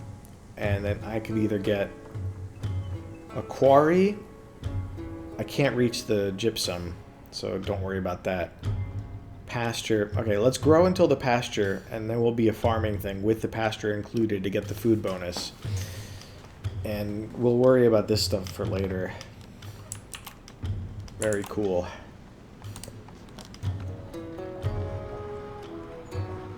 Alright, what's our diplomatic action now?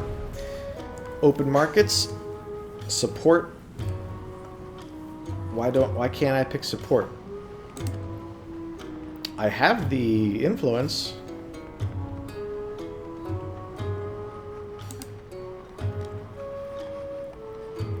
I can't pick anything. What? I think it's because my turn... A little bit of a probably bug there. It showed me that before it acknowledged that my turn was ready. Wait! Pachacuti!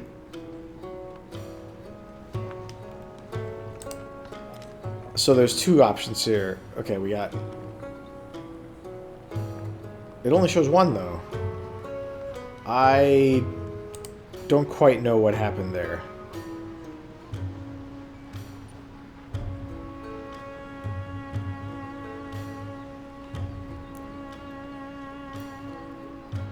Wait. How come I have a minus 120 for sanctions again? Did I do another sanction, or was that from before? I really don't know. Alright. I don't know if that Isabella thing is going to show back up. Because I don't have enough to support both. But I might rather have the gold anyway. So let's just accept this for now. Huh. Okay, it did show back up. Great. I will support this.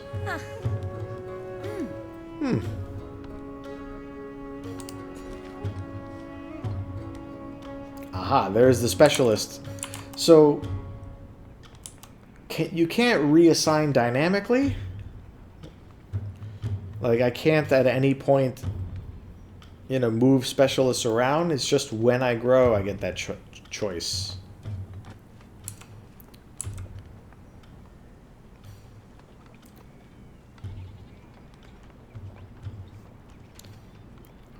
So this is my city hall. What does a specialist there do? The -2 food and happiness is if I have a specialist?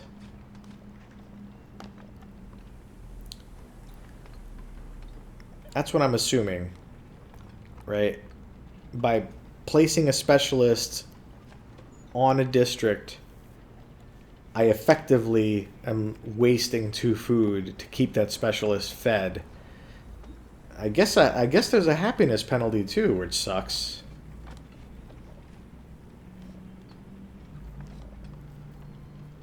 It seems like you'd be able to. Anyway. Okay, but if I want to build another urban district, I can do it there, or here, or here, there, or here, and that's fine. If I want to do a wonder, which I won't, lots of options.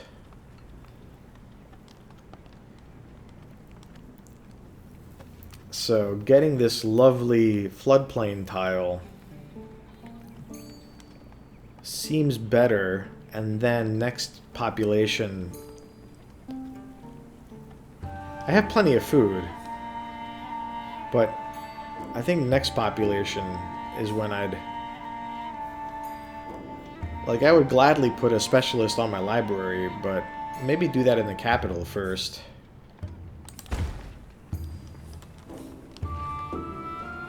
"26 turns before I get that choice." That's fine.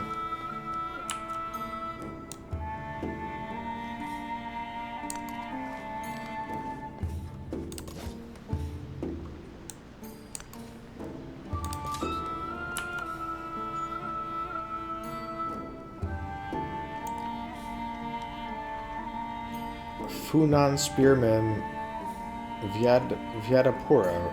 I thought they were hostile to me.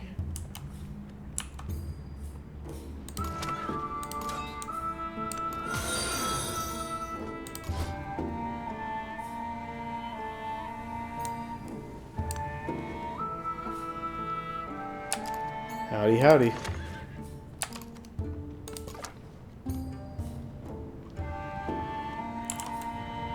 Happy Thursday.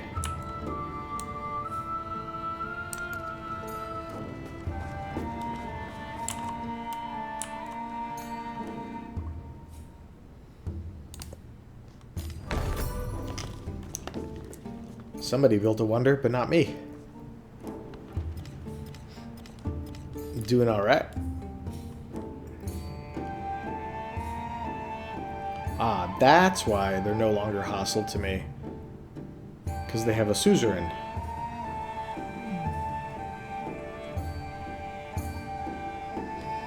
Another leader has started an endeavor with you. Right.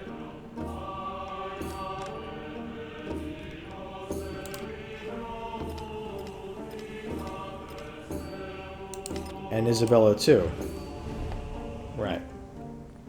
Okay. Good, good.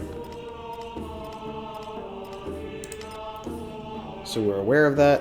Oh, now Xerxes is unfriendly. That's fine. Fine. Good to know. Yeah, it's definitely dope. I think like Civ games especially, as big popular games go, you get a tremendous financial benefit from waiting like a year or so until they discount and include all like the little DLC things. But since I'm a fan of the series, I just get it up front.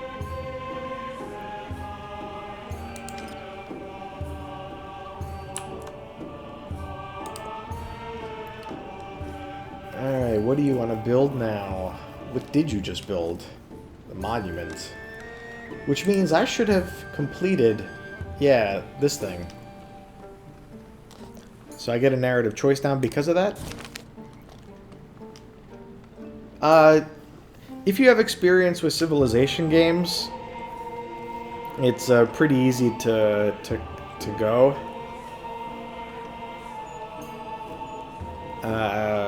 To play, but like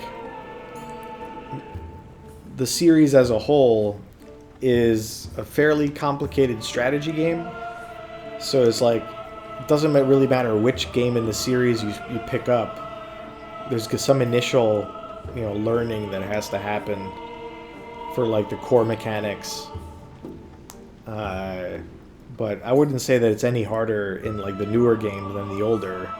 I mean, not dramatically so in any case. So I guess there's no reason not to just pick one and start playing. So it can be a good idea to like pick one that's older and therefore cheaper. Like you can get Civ 6 for like $5 or something because the new one's out, and so the older one is heavily discounted. So if you're not sure if you might like it, you can get like Civ 6 or 5 or 4.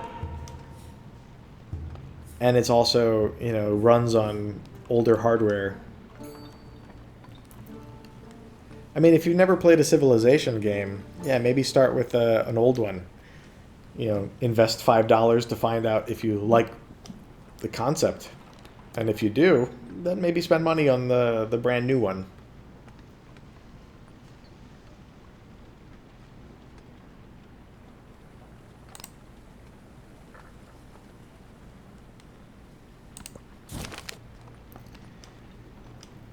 Alright, so library event.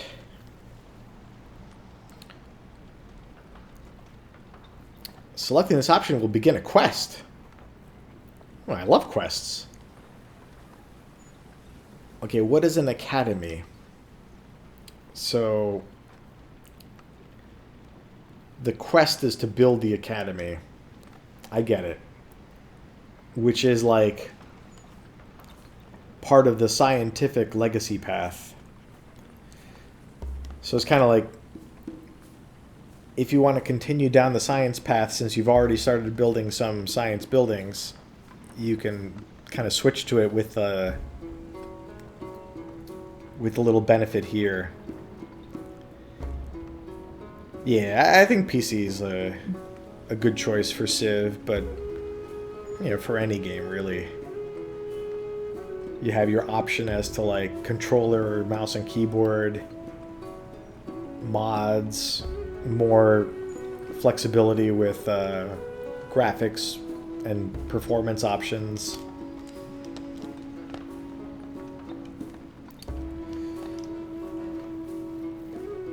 So I can just take a little dose of science, or I can get an attribute point with a quest to build an academy. Let's look at my leader attributes. The scientific ones. So +1 science per age in the palace. It just came out like yesterday for people who pre-ordered. So like a day. Alright, and if you continue down the science path, you get cool stuff.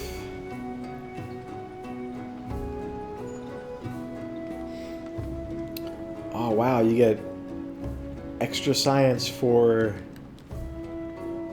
tech masteries. That's a cool idea. I have done a lot of the masteries, but without the bonus. So you can kind of like get these scientific points early, and then those will compound for you when you go back and double back to do the masteries. I live in the US.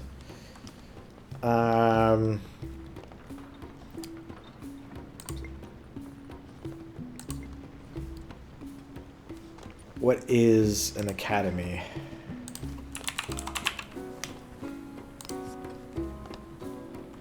Three codex slots. So once you research mathematics, it's an antiquity science building that you can build. So in addition to the library, and it's also got wonder and resource adjacency, as seemingly everything does in this game. So you really got to make your choice as to what to focus on. And if I had known, then I could have potentially saved my other district building to go with the library to be this one for the science synergy.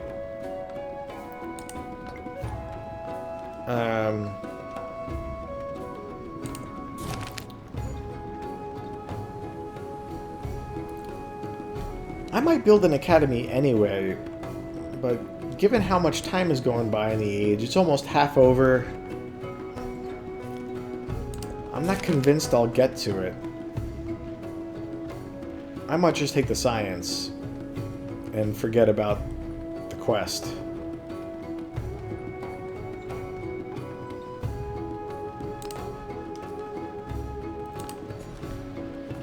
Alright, time to grow in the capital. You have less food than Corinth.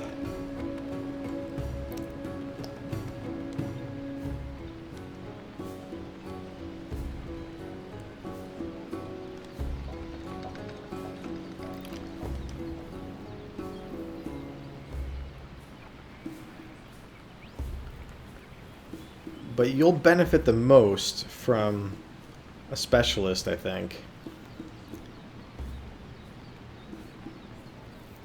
Extra science and culture, and I only have one building here, so when I build a second building there, it'll benefit even more. Unusually cold in Florida. That's a strange combination. Alright, so Parthenon and Odeon, my Acropolis district, seems like it would be the best place to have a specialist.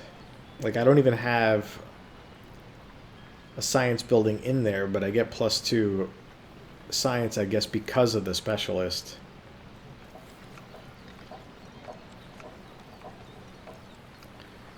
But the yields from the specialist here don't seem to be better than the other options. It looks like let's consider Brickyard and Granary as like baseline. +2 for science and culture at a cost of food and happiness. Boy, this kind of models the modern world, right? Like, you know, if you're an urban, if you're like a rural society with light touches of craftsmanship, you're happy. But then you start like specializing with your research and your buildings, and you're like locked away in these places researching and doing your work, and you're unhappy. And you'd rather go into the fields and play with chickens. And that's pretty accurate. It's pretty accurate. So, baseline, I guess, is 2 science and 2 culture. In my palace, I'll get 1 extra of each. In the Acropolis, I only get 1 extra of culture, oddly enough. In the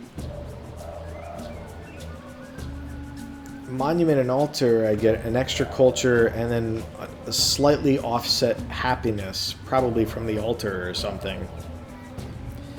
And in the Library District, I get an extra 1.5 science, and maybe when I build another building in here, I'll get another bonus for the Specialist, which might, you know, put this over the top.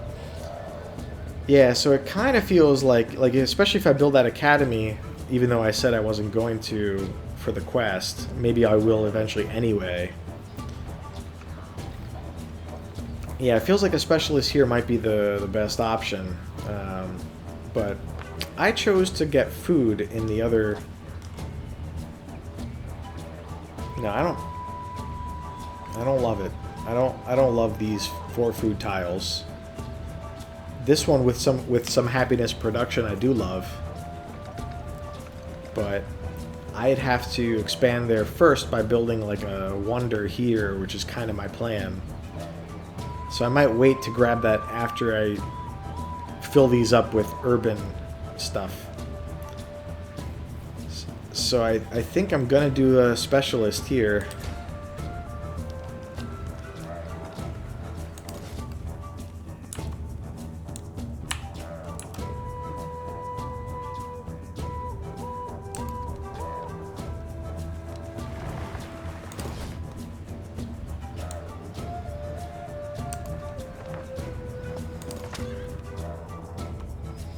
Alright, so I don't have to worry about you anymore, because you're now controlled by a higher power. So, let's have the chariot patrol.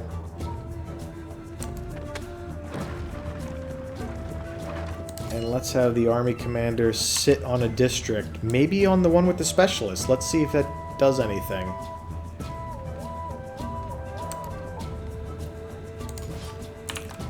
And you can hang out here just to be on guard for other independent powers or whatever. Alright, I want to have you wrap around so you can help explore because you're close by. So I'll have the scout go in this direction.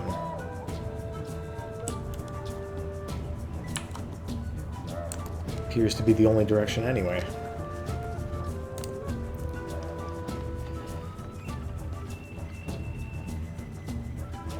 No, I haven't done any customization. I definitely get lots of people offering to provide me with things, but I don't care. I'm not interested.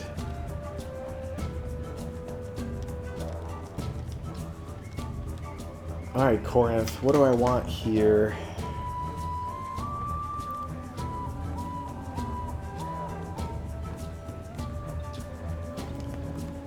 I have so much food here, and I get plus food if I do a granary on all these farms that I have. It might be worth it just to, like, have an overdose of food and then be able to highly specialize.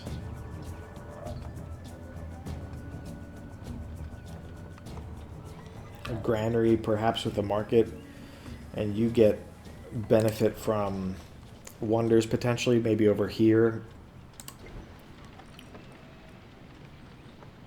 And a garden gets benefit from wonders, but that seems like a niche use case when you really need stuff. Yeah, granary and market are definitely my best options. I also have 2 quarries that could be improved. And brickyard is an ageless building. Yeah, so brickyard and granary together, just like I have in my capital, is a great idea, and then a market somewhere. So market, don't have coastal terrain, but I will have wonders, so I could potentially put it here. So let's say the market's going to go there. I don't have navigable rivers. That's too far away. So let's say the market's going to go there. So where might the brickyard... You don't have any adjacency bonuses, and neither does the granary. So you're an urban district that really can go anywhere. So let's do the brickyard first, get the production boost, and then make the granary, which might get a turn fewer.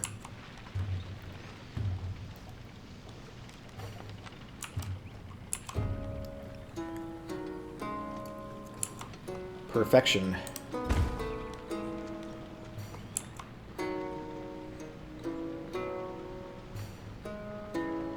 Yeah, I grow really slowly when you get to higher population counts.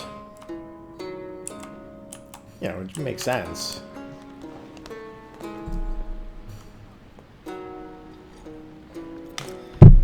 So this might be where you want to start having settlements to specialize as food producers to send back to your cities. Like I've got 2 cities and 1 growing town.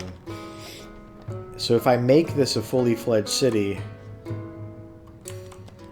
I might be struggling for food when they get bigger like this. So you probably want to have some towns around to send food back. Maybe this will be that.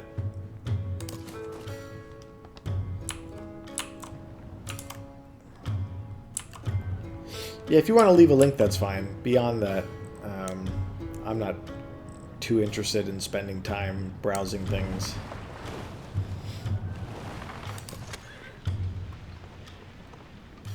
Alright, Chariot, go hang out here. Alright. Activate on an academy. I don't have an academy. That's the thing that I said that I didn't want to build. Great. So this was a waste of time for now, but if I do make one, I'll make it probably on the same tile as this library over here, so I guess you could just kind of maybe hang out in the capital until I have use for you.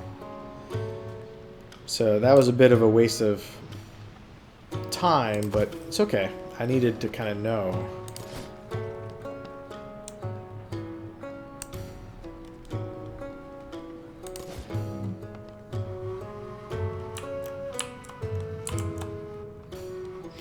Cool, thanks.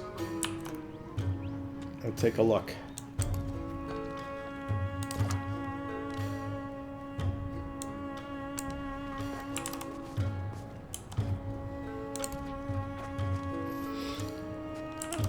A not active volcano. That's cool.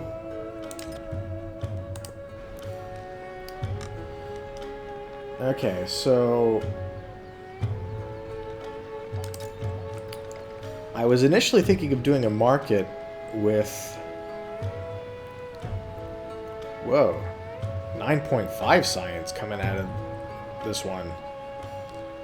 That's awesome. So market was definitely a thought I had for that tile, but maybe I want to save it for an academy and make it a science specialty district. I am starting to need food again in my capital. And for whatever reason, I got lots of gold now. So I might hold off. But a garden is an antiquity specialty building, so I don't get it the whole game. And it's honestly not much more food than the base yield of my rural tiles. So, like, what about a bath? Also, not tremendously valuable. It would be if you had these bonuses that aren't the conflicting with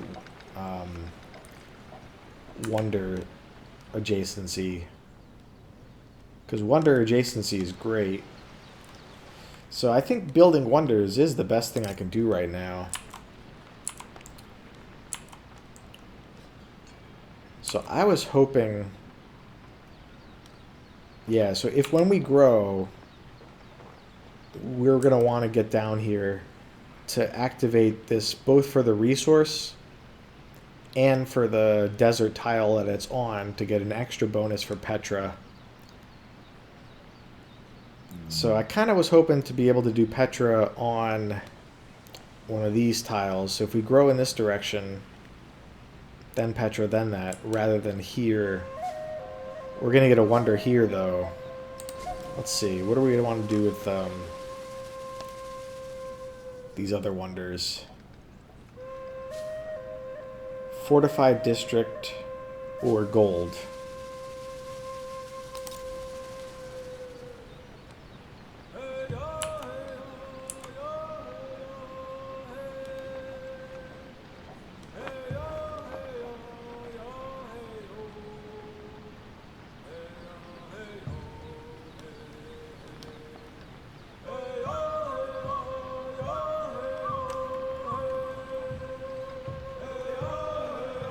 This feels like it'd be a good one for like an oracle if I wanted to do that. Didn't the oracle require...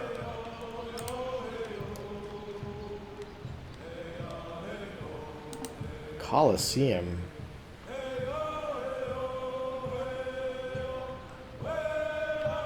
Adjacent to a river.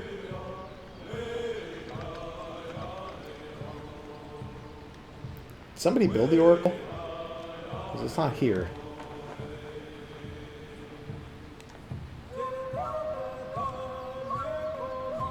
So grassland, Weiyang Palace here. Yeah, let's save that for Weiyang Palace or one of these others that require river adjacency.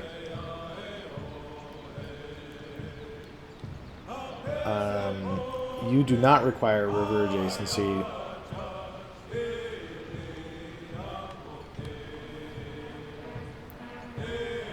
Nor do you. So let's do Great Stella over here, I think.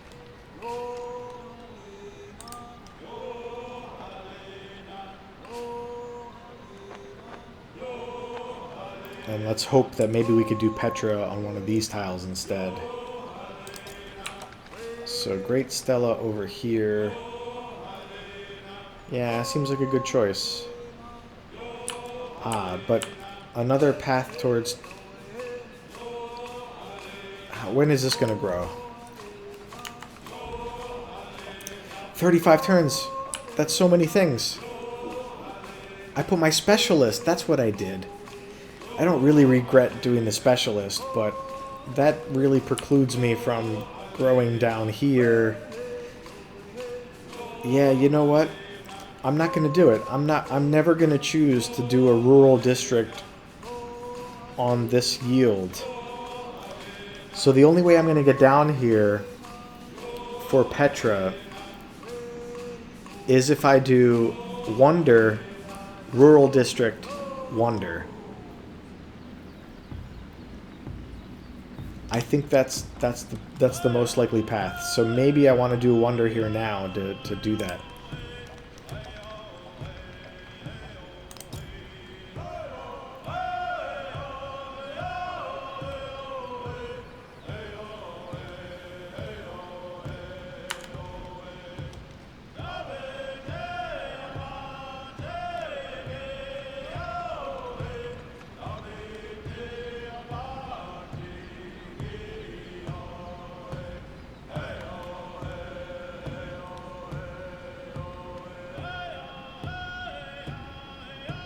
Yeah.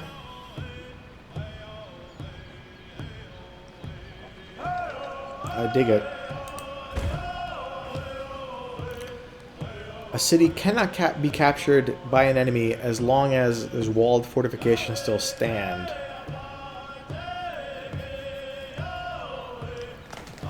In your city center is best.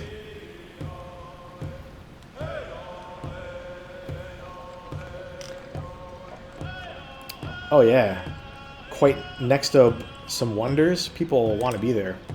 So you can't capture a city unless you've taken over any fortified districts.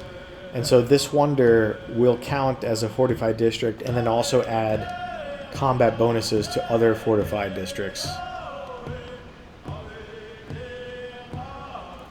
And that's different than temporary fortifications. Temporary fortifications are created by units. Fortified districts are districts that have been given like a wall or something.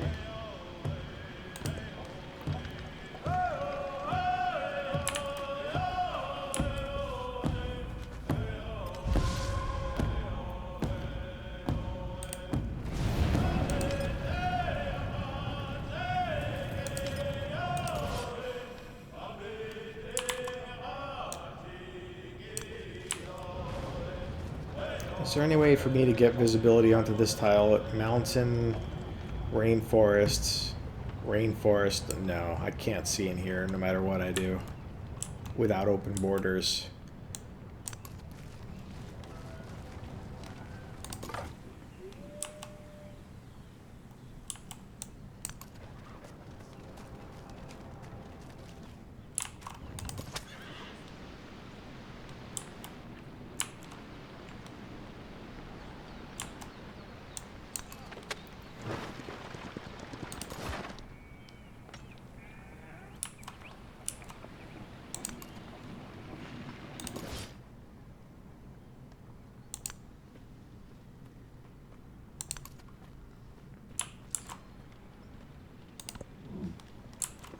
I got a lot of gold now. I might want to buy a building somewhere.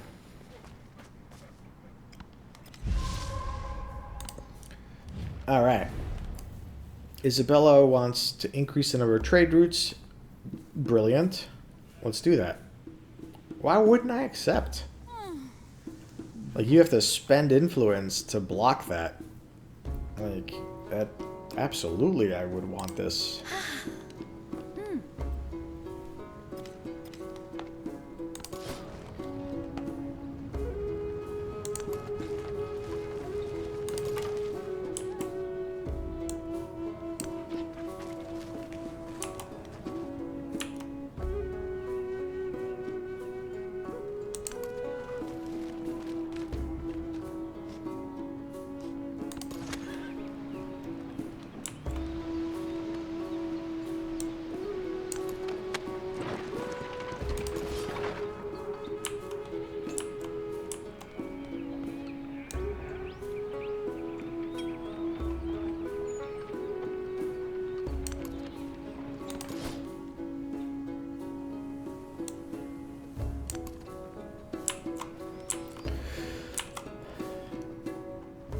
Okay, so would I want to spend money for a granary in here for farms, pastures, and plantations?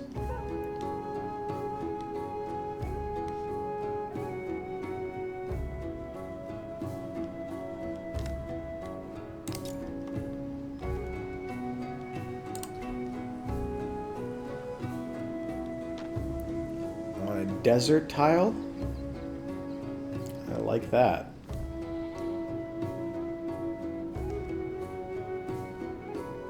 I got a plantation. I don't got fishing. I got a farm.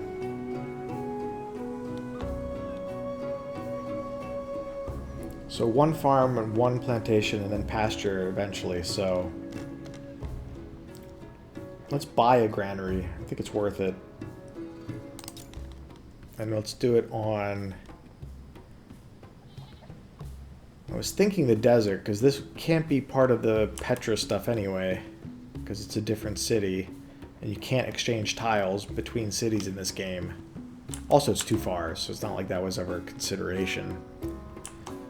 But this does also grow me in the direction of the dates. Yeah, do a granary in the desert. We do have money for a brickyard too, but no, not here. Not here. I do have a saw cutter, but that's just one.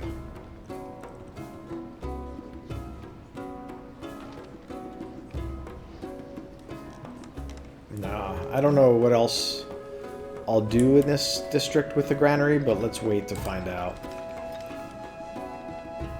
I also want to have, you know, gold on reserve in case something happens. Okay, let's see how we're doing on time. About 2.5 hours. So might be a good place to take a break. So let's save our game, though I don't think that's strictly necessary.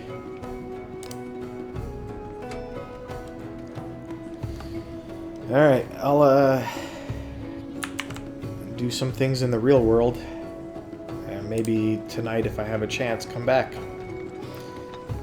See you then.